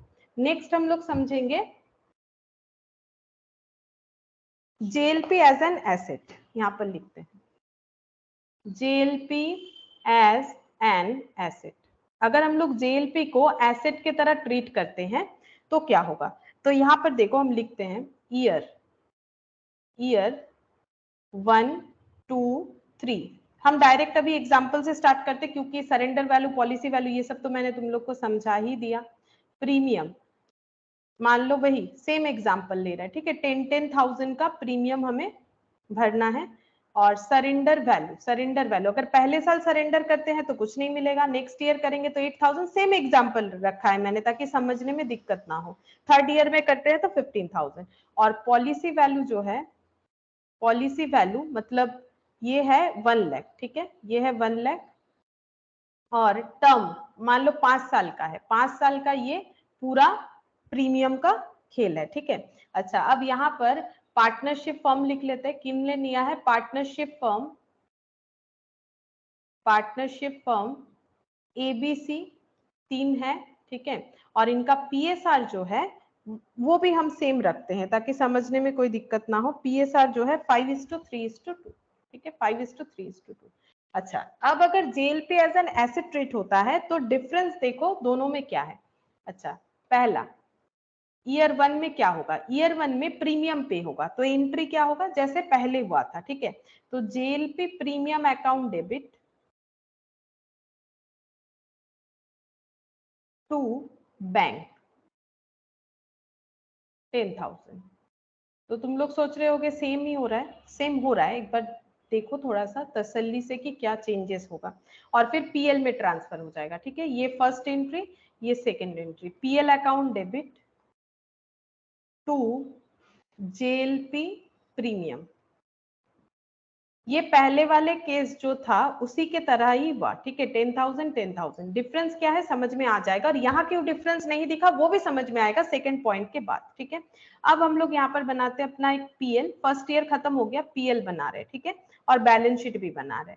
तो पीएल में क्या लिखेंगे, पीएल में लिखेंगे टू जेएलपी प्रीमियम 10,000, ठीक है। बैलेंस शीट में क्या होगा, नथिंग, क्योंकि बैलेंस शीट लायक तो कुछ है नहीं, nothing will appear in balance sheet, ठीक है। तो डिफरेंस क्या है, फिलहाल कुछ नहीं है, ठीक है, फिलहाल कुछ नहीं है, बताते हैं नेक्स्ट। ईयर 2 फिर से प्रीमियम पे कर रहे हैं, JLP premium account debit 10,000 to bank, फिर से प्रीमियम भर रहे हैं, 10,000 ही है, सेम सेम डिटेल्स लिया हुआ है ना, तो 10,000। अभी हम लोग अगर ऐसा कर देते हैं, ये फर्स्ट एंट्री, अगर हम सेकेंड एंट्री ऐसे लिख देते हैं, PL account debit 10,000 to JLP premium 10,000, तो ये गलत, ठीक है। मैंने लिख के काट दिया, तुम लोग भी लिख के काट लो ताकि तुम लोग को समझने में दिक्कत ना हो, ऐसा नहीं होगा, ठीक है। तो क्या होगा, यहां पर हमें क्या करना है, जेएलपी का एसेट ट्रीट करना है। एसेट ट्रीट क्या होगा, देखो अब ये मत पूछना पहले वाले केस में क्यों नहीं काटा, वो तुम लोग खुद ही समझ जाओगे, 1 मिनट सेकंड वाला देख लो। अगर हम लोग पॉलिसी डिसकंटिन्यू करते हैं सेकेंड ईयर के प्रीमियम पे करने के बाद, तो मुझे ये बताओ कि पार्टनरशिप फर्म को कितना श्योर शॉट मिलेगा ही मिलेगा। मेरा बात को सुनो पहले ध्यान से और मुझे आंसर दो, बस इतने से बात का आंसर तो बाकी तुम लोग को समझ में आएगा। अगर हम लोग बाई चांस सेकेंड ईयर का प्रीमियम तो पे कर दिए ना, फर्स्ट ईयर का प्रीमियम पे कर दिया, सेकेंड ईयर का प्रीमियम पे कर दिया, अब अगर हम लोग डिसकंटिन्यू करते हैं अपना पॉलिसी, सपोज डिसकंटिन्यू करते हैं, हम नहीं बोल रहे कि डिसकंटिन्यू किया है यहाँ पर, सपोज डिसकंटिन्यू करते हैं, तो पार्टनरशिप फर्म को श्योर शॉट कितना पैसा मिलेगा, उनको ये पॉलिसी रीड करके क्या लग रहा है कि अगर आज ये सेकेंड ईयर का प्रीमियम पे करने के बाद हम लोग पॉलिसी को डिसकंटिन्यू करते हैं तो हमें श्योर शॉट कितना मिलेगा, ये बताओ कितना पैसा मिल सकता है, बोलो बोलो। 8,000। 8,000 करेक्ट, 8,000 मिल सकता है, ठीक है। तो 10,000 प्रीमियम, मतलब हम सेकेंड ईयर का बात करें, 10,000 पे किया, लेकिन इनको पता है कि इस सिचुएशन में 8,000 तो कम से कम मिलेगा ही मिलेगा। तो जेएलपी एज एन एसेट हमें ये बोल रहा है कि जो पैसा मिल सकता है उसको एसेट ट्रीट करो, ठीक है। इसीलिए इसको बोला जाता है जेएलपी एज एन एसेट। हम बता रहे फिर से, जो पैसा मिल सकता है, कि इनको पता है कि आज अगर हम ये प्रीमियम पे करने के बाद इस पॉलिसी को डिसकंटिन्यू करते हैं तो मुझे कम से कम 8,000 तो मिलेगा ही मिलेगा। तो 8,000 मेरा क्या है, एसेट है। ऐसा क्यों कर रहे हैं, बिकॉज अकाउंट हमें ये ट्रीटमेंट करने के लिए बोल रहा है, इसीलिए नाम है जेएलपी एज एन एसेट, ठीक है। 8,000 को ऐसे ट्रीट करो, जो रिसीवेबल होगा, जो रिसीवेबल नहीं होगा, 10,000 में 8,000 रिसीवेबल है, 2,000 नहीं है, उसे एक्सपेंस ट्रीट करो, ठीक है। हम लिखते हैं, देखो लिखते हैं, धीरे धीरे समझ में आ जाएगा। देखो यहाँ पर ये ऐसे ट्रीट नहीं करना है, कैसे ट्रीट करना है, 10,000 हम लॉजिकली समझा देते हैं। 10,000 का हम लोग दो पार्ट करेंगे, ठीक है। एक साइड हो जाएगा हम लोग का सरेंडर वैल्यू, ठीक है, और एक साइड हम लोग लिखेंगे हम लोग का जो है एक्सपेंस, ठीक है। एक्सपेंस ट्रीट करेंगे। सरेंडर वैल्यू कितना मिलेगा, 8,000। हमें पता है 100% ये पैसा मुझे मिलेगा ही मिलेगा अगर आज हम 10,000 पे करने के बाद डिसकंटिन्यू करते हैं, ठीक है। जो नहीं मिलेगा वो क्या है, 2,000, ठीक है, दैट इज द एक्सपेंस, ठीक है। ये कंफर्म रिसिप्ट होगा, ये अमाउंट क्या है, कंफर्म रिसिप्ट, ठीक है, कंफर्म रिसिप्ट। तो फिर एंट्री क्या करना है, ये एंट्री नहीं करना है, नहीं ये एंट्री नहीं करना है, तो फिर सेकेंड एंट्री कौन सा सही होगा, सेकेंड एंट्री हमें करने के लिए बोला गया है जेएलपी अकाउंट। देखो मैंने प्रीमियम नहीं लिखा है, क्या लिखा है, जेएलपी अकाउंट डेबिट, ठीक है, 8,000, ठीक है, जेएलपी अकाउंट डेबिट 8,000 टू लिखना है जेएलपी प्रीमियम 8,000, ठीक है, 8,000। और थर्ड और एक एंट्री करेंगे, थर्ड एंट्री, पीएल में कितना ट्रांसफर करना है, पीएल बनेगा लेकिन पीएल में कितना ट्रांसफर करेंगे, PL account debit 2,000 to JLP premium, ठीक है। नॉर्मली क्या होता था, जब हम लोग एक्सपेंस ट्रीट करते थे तो PL debit to JLP premium बोल के पूरा 10,000 दिखाते थे। अभी भी हम लोग पूरा 10,000 ही दिखा रहे, ये देखो जेएलपी प्रीमियम 2,000, जेएलपी प्रीमियम 8,000, दोनों मिला के 10,000, बट डेबिट सिर्फ पीएल नहीं हो रहा है, जेएलपी भी हो रहा है। जेएलपी यानी ये अमाउंट मेरा एसेट ट्रीट करना है, ठीक है, ये अमाउंट हमें क्या ट्रीट करना है, एसेट, ठीक है। दिस अमाउंट को हमें क्या ट्रीट करना है, एसेट ट्रीट करना है। कैसे समझेंगे कितना एसेट ट्रीट होगा, अगर हम लोग इस हालत में डिसकंटिन्यू करते हैं तो हमें कितना मिलेगा, तो ये मेरा एसेट ट्रीट हो जाएगा, ये मेरा एक्सपेंस ट्रीट हो जाएगा, ठीक है। अब रहा बात कि यहाँ पर हम लोगों ने ऐसा क्यों नहीं किया था, जो ईयर 1 है वहां पर हम लोगों ने फिर ऐसा क्यों नहीं किया, वहां पर हम लोगों ने पहले जैसा क्यों ट्रीट किया, उसका रीजन ये है कि यहाँ अगर डिसकंटिन्यू करते हैं तो कुछ तो नहीं मिलेगा, तो पूरा ही एक्सपेंस हो जाएगा। बात समझो, यहाँ पर डिसकंटिन्यू करते हैं तो जैसे यहाँ 10,000 में 8,000 मिलेगा, 2,000 नहीं मिलेगा, जो नहीं मिलेगा उसे एक्सपेंस दिखाओ, जो मिलेगा उसे एसेट दिखाओ। मतलब प्रीमियम का जो पैसा हम लोगों ने पे किया उसका दो पार्ट कर दो, एसेट एंड एक्सपेंस, ठीक है। लेकिन यहाँ पर तो नहीं होगा बिकॉज सरेंडर वैल्यू 0 है, तो इसका मतलब 10,000 पूरा का पूरा ही हम लोग का एक्सपेंस है, nothing is receivable, nothing is receivable. इसीलिए यहाँ पर जो एंट्री हुआ वो फर्स्ट एंट्री के तरह सेम देखने में लग रहा है, ठीक है। ये ऐसा नहीं कि पहले बार उसी के तरह कर दो, बात समझो, ये ऐसा नहीं है कि उस ट्रीटमेंट के तरह ये वाला ट्रीटमेंट पहले होगा उसके बाद से चेंज होगा, नहीं नहीं, लॉजिक समझो। यहाँ अगर 8,000 हमें मिलेगा श्योर शॉट हमें पता है, तो ये रूल्स हमें ये बोल रहा है कि इसमें से एसेट कितना है, 10,000 में से 8,000 मुझे मिलेगा तो 8,000 का एसेट बना लो, ठीक है। और बाकी जो नहीं मिलेगा उसे एक्सपेंस बना लो, तो कितना नहीं मिलेगा 2,000। अब ये 10,000 में देखो ना, यहाँ तो जीरो जीरो है, कुछ नहीं मिलने वाला, तो एसेट क्या क्रिएट करे, कुछ नहीं, तो फिर पूरा एक्सपेंस बनाओ। तो एक्सपेंस को क्या लिखते हैं, पीएल टू जेएल पे प्रीमियम वही लिखा है, सेम चीज नहीं है, ठीक है। वो एंट्री सेम इसीलिए हो रहा है बिकॉज फर्स्ट ईयर का सरेंडर वैल्यू 0 है, और नॉर्मली प्रैक्टिकली भी यही होता है, फर्स्ट ईयर डिसकंटिन्यू करने पे कुछ नहीं मिलता है, ठीक है। अब बनाएंगे हम लोग इस पे बैलेंस शीट और पीएल, देखो वो कैसे देखने में होगा, ठीक है। यहाँ पर लिखते हैं पीएल और बैलेंस शीट सेकेंड ईयर में, यहाँ पर बनाया मैंने पीएल और यहाँ पर बना लिया बैलेंस शीट, ठीक है। अच्छा, पीएल में कितना लिखेंगे, पीएल में हम लोग लिखेंगे 2 जेएलपी प्रीमियम, सेकेंड ईयर का लिख रहे हैं 2 जेएलपी प्रीमियम 2000, ठीक है। ये देखो पीएल टू जेएलपी प्रीमियम 2000, ठीक है। अब ये देखो एसेट हुआ है ना, जेएलपी टू जेएलपी प्रीमियम, ये एसेट हुआ है, तो एसेट साइड में हमें लिखना पड़ेगा, ये एसेट साइड है, ठीक है। ये तो तुम लोग को पता ही है, बैलेंस शीट का एसेट साइड है। एसेट साइड में हम लोग क्या लिखेंगे, एसेट साइड में हम लोग लिखेंगे जेएलपी, यहाँ पर 8,000, और ये हमेशा सरेंडर वैल्यू पे ही दिखता है। सोचो ना, सरेंडर वैल्यू को ही तो हम लोग एसेट बना रहे, जितना रिसीवेबल होगा कितना होगा, जो सरेंडर वैल्यू है। इसीलिए कभी भी क्वेश्चन में अगर बैलेंस शीट में जेएलपी यहाँ पर दिख रहा है तो वो सरेंडर वैल्यू दिख रहा है, दूसरा बात है अगर वो दिख रहा है तो वो एज एन एसेट ट्रीट किया हुआ है, ठीक है। तो ये हो गया स्टोरी। स्टोरी ये था कि अगर हम लोगों का जेएलपी को एज एन एसेट ट्रीट करना है तो वो कुछ इस तरीके से हमें शो होगा, ठीक है। अच्छा, अब यहाँ पर पॉइंट को लिख लेते हैं, इसका जो भी समरी निकल के आया इसको लिखते हैं, value appearing in balance sheet in asset side, asset side में जो भी वैल्यू अपीयर होगा बैलेंस शीट में in respect of JLP, in respect of JLP is the surrender value, is the surrender value of JLP. हमेशा वो surrender value ही होता है, ठीक है। इंपॉर्टेंट पॉइंट, हमेशा ये सरेंडर वैल्यू ही होता है, लॉजिक है, क्योंकि डिटेल्स में समझाया मैंने क्यों सरेंडर वैल्यू होगा। जो अमाउंट रिसीवेबल हो सकता है डिसकंटिन्यू करने पे, कौन सा अमाउंट रिसीवेबल होगा, जो सरेंडर वैल्यू है। तो यहाँ पर जब भी रिकॉर्डिंग करोगे तो ये चेक करते जाना है, अगर JLP as an asset treat करना है हमें, कि कितना अमाउंट हमारा रिसीवेबल हो सकता है अगर हम लोग इस सिचुएशन में डिसकंटिन्यू करते हैं, ठीक है। अच्छा, अब हम लोग यहाँ पर भी ना हम एक्सप्लेनेशन करके ही समझाएंगे, जैसे मैंने यहाँ पर समझाया, ठीक है। फिर से समझाते हैं, ये ऐसे तुम लोग को ट्रीट नहीं करना है बट समझने के लिए, ठीक है। तो हम समझाते हैं, देखो दोनों में डिफरेंस क्या हुआ। अभी तक हम लोगों ने क्या सीखा, एक सीखा जेएलपी एज एन एक्सपेंस और एक सीखा जेएलपी एज एन एसेट। दोनों में डिफरेंस देखो। यहाँ पर अगर हम लोग पीएल बनाते हैं, ठीक है, और पीएल एप्रो बनाते हैं, तो सपोज जेएलपी प्रीमियम पे कर दिया, जेएलपी प्रीमियम, ये देखो मैंने 2 P लिखा है, जेएलपी प्रीमियम, ठीक है, 10,000, और सपोज की इनकम है 1 लाख, ठीक है।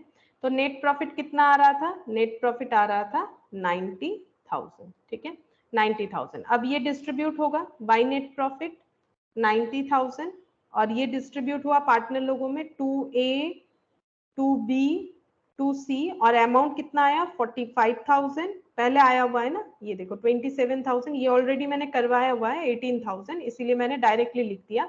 अब अगर जेएलपी एज एन एसेट होता है, इन दैट केस मेरा पीएल कैसे देखने में होगा, इन दैट केस मेरा पीएल देखने में होगा ऐसे, 2 जेएलपी प्रीमियम, ये हो जाएगा 2,000, ठीक है।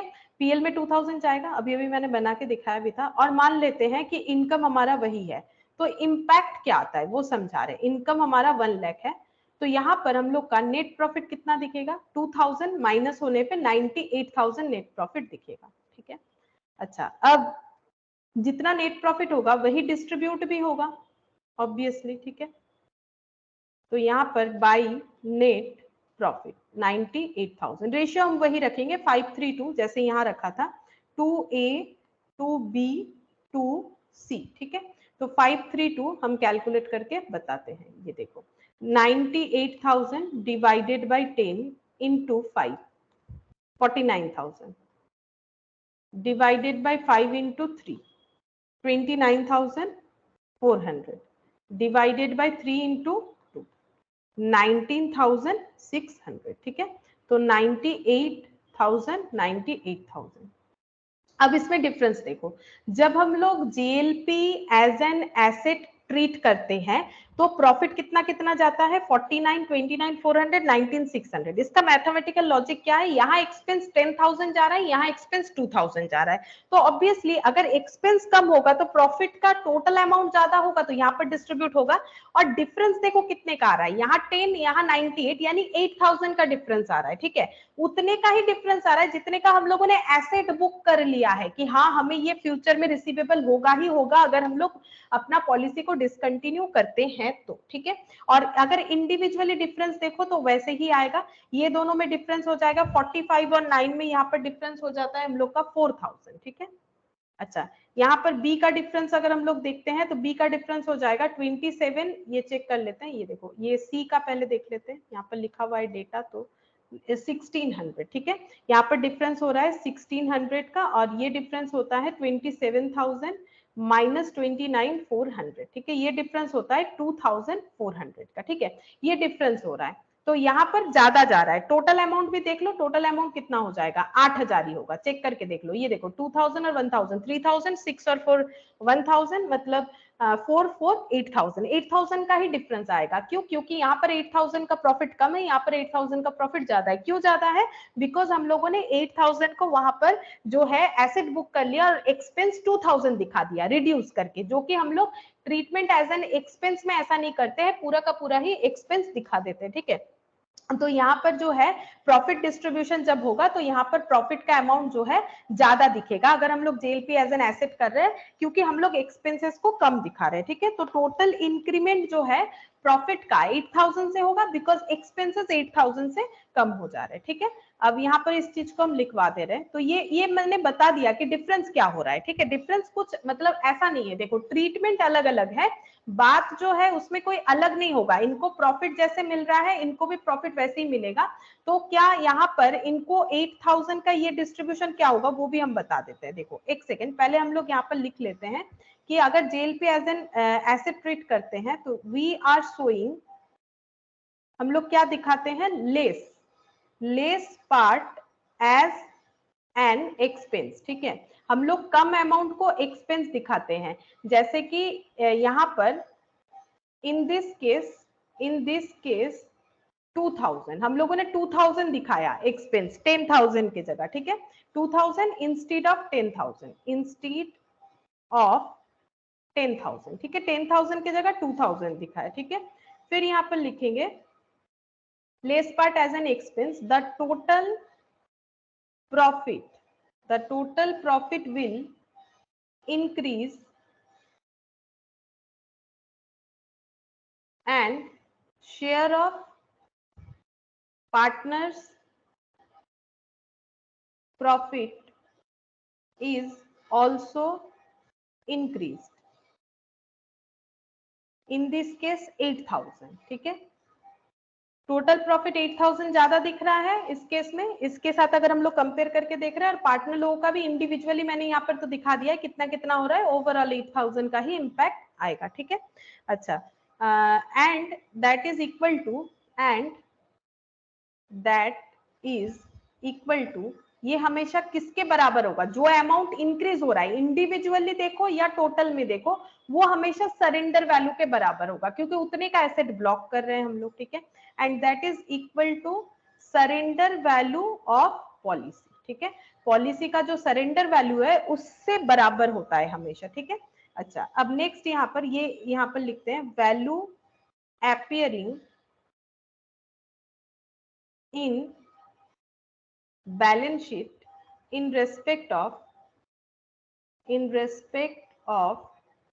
JLP is the surrender value of JLP। ठीक है, जो भी अपियर करेगा बैलेंस शीट में JLP बोल के कोई भी वैल्यू अपियर करेगा वो हमेशा सरेंडर वैल्यू होता है। मैंने एक बार लिखा फिर से लिख दिया क्योंकि इंपॉर्टेंट पॉइंट है कि जब भी तुम लोग बैलेंस शीट में देखोगे यहाँ पर एसेट साइड में JLP दिख रहा है तो वो सरेंडर वैल्यू ही है, ऐसे लिखा हुआ हो वो जरूरी नहीं है। ठीक है, लेकिन वो सरेंडर वैल्यू ही होगा क्योंकि उतने का एसेट ही हम लोग ब्लॉक करते हैं ये समझ के कि इतना तो हमें रिसीवेबल हो ही जाएगा। ठीक है, अब क्या करना है, यहाँ पर लिखेंगे benefit of surrender value, benefit of surrender value has been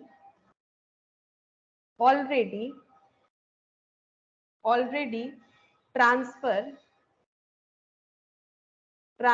to partners। ये चीज क्या है समझो, benefit of JLP already transfer to partner. इसको समझने के लिए एक एग्जांपल ले लेते हैं, समझ में आ जाएगा। ठीक है, ये सेकंड वाला पॉइंट जो लिखा है तो केस ये लिखते हैं, इन द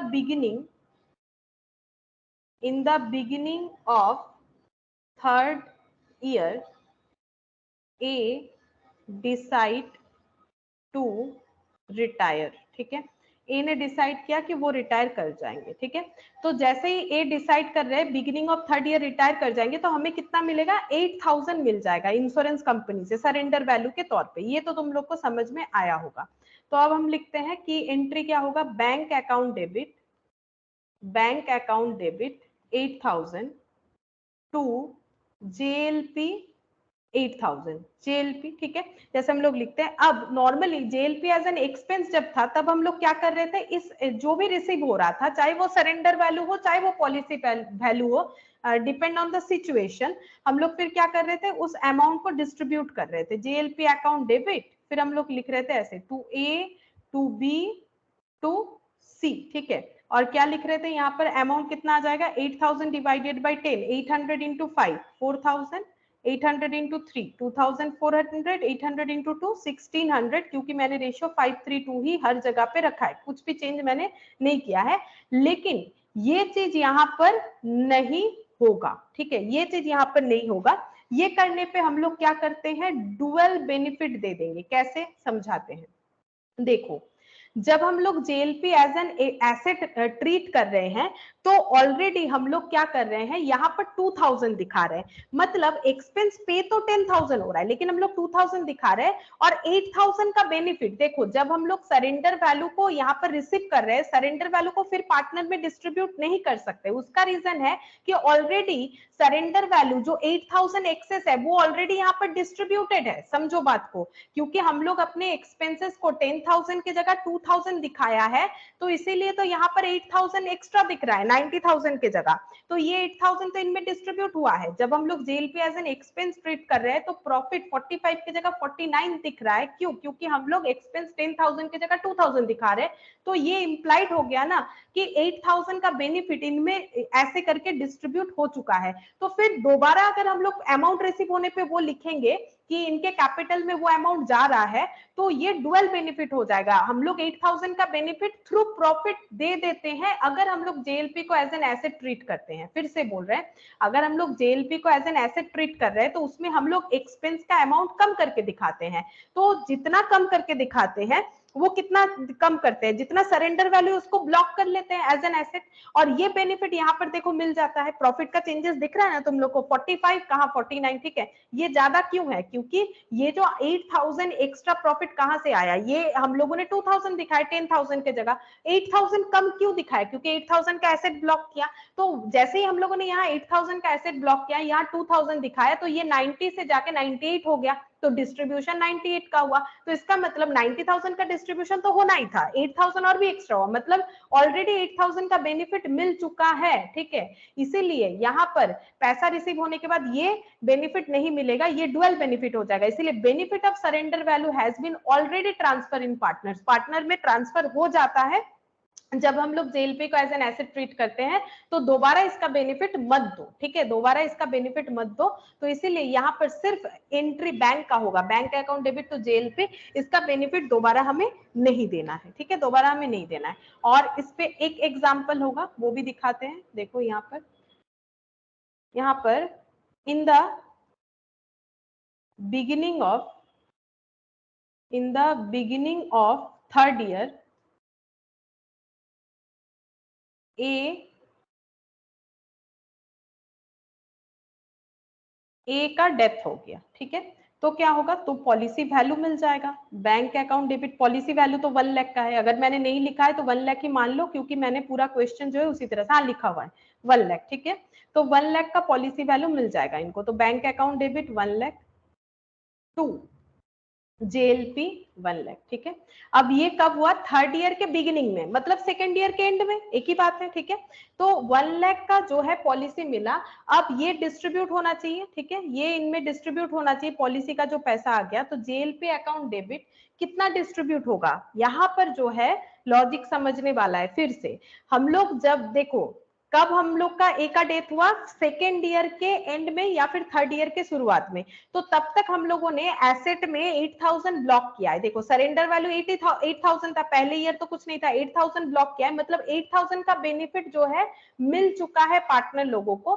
तो यहाँ पर जब हम लोग डिस्ट्रीब्यूट करेंगे तो पूरा 1 लाख डिस्ट्रीब्यूट नहीं करेंगे, 1 लाख में से 8000 हटा के जितना होगा, ये देखो 1 लाख में से 8000 जो एसेट साइड है वो एसेट, क्योंकि ये भी तो एसेट है ना, पैसा आ रहा है, लेकिन 8000 जो जेएलपी एज एन एसेट दिख रहा है बैलेंस शीट में, वो ऑलरेडी पार्टनर लोगों को उसका बेनिफिट मिल जाता है, इसलिए 1 लाख में से 8000 का बेनिफिट ऑलरेडी डिस्ट्रीब्यूटेड है, तो 92000 का बेनिफिट इनमें डिस्ट्रीब्यूट होना चाहिए, to A to B to C, ठीक है, to A's capital to B's capital to C capital.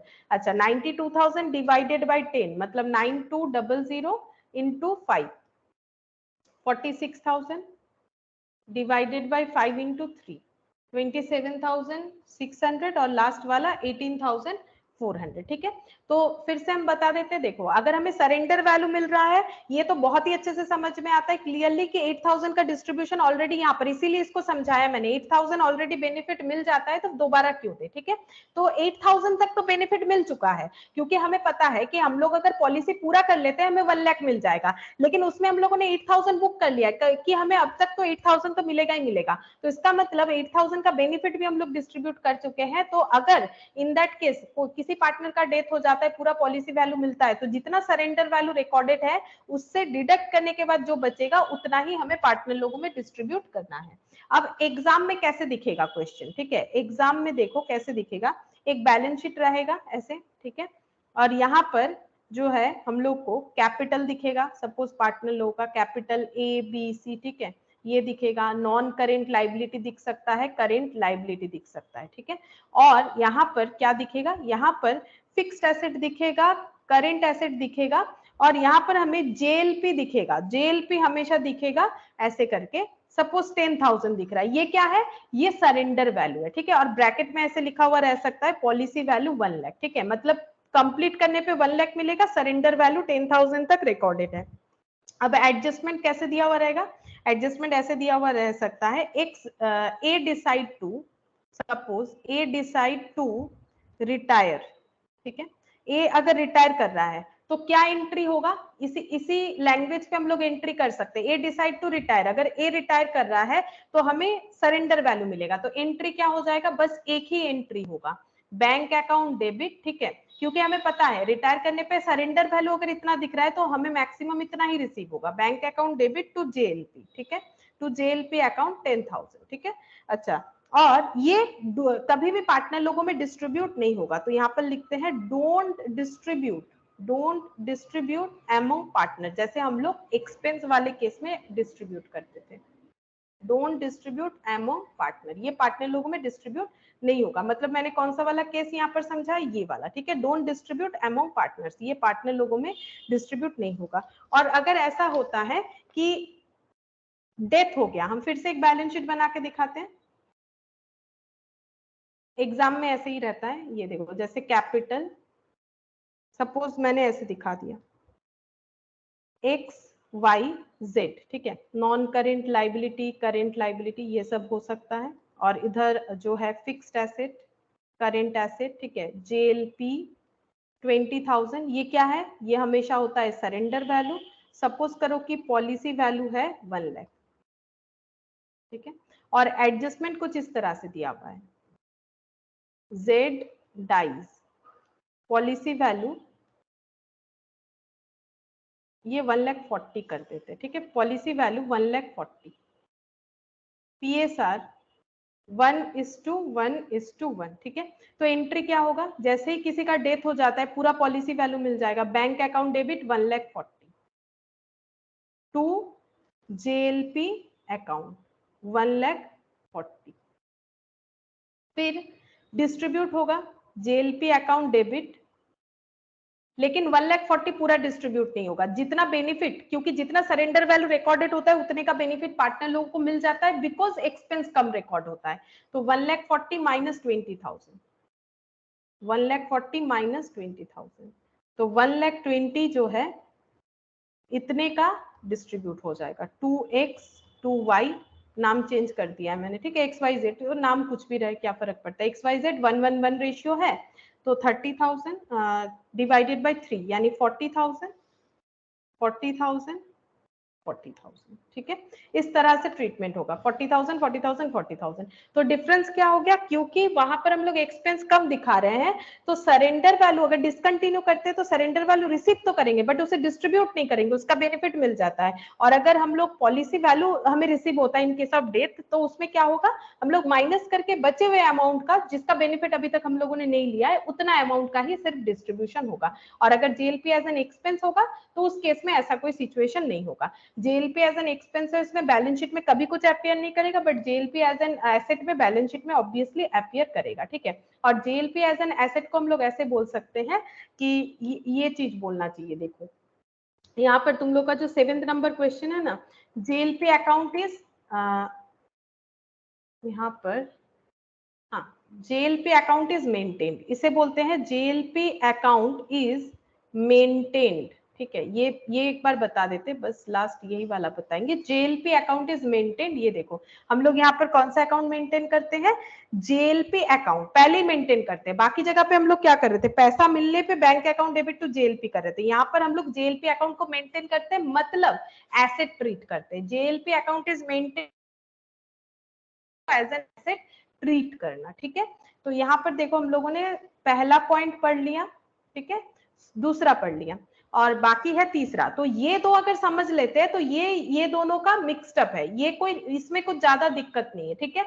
ये और ये अगर अच्छे से समझ में आ जाता है, ये भी बड़े आसानी से समझ में आ जाएगा, ठीक है। तो आज और तो कुछ करेंगे नहीं, वैसे भी टाइम भी नहीं है, लेकिन तुम लोग का टास्क ये जरूर रहेगा कि तुम लोग इस चीज को अपने आप, जो भी मैंने बोला है, जरूरत पड़ने पे आज का क्लास एक बार सुन लो, भले ही अटेंड किए हो, फिर से एक बार जो है पहले खुद के दिमाग से समझो, ठीक है। खुद से याद करके कोशिश करो कि मैंने कहाँ कहाँ क्या बोला है। अगर नहीं होता है देन तभी सुनो, नहीं तो अपने दिमाग पे जोर दो, तो अच्छे से समझ में आ जाएगा कि क्या हो रहा है, ठीक है। और कोई डाउट होगा तो मुझे पूछ लेना।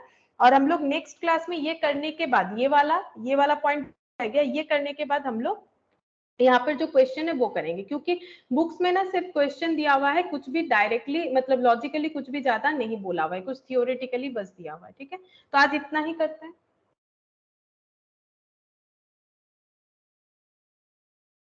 थोड़ा सा टफ है, तुम लोग अच्छे से पढ़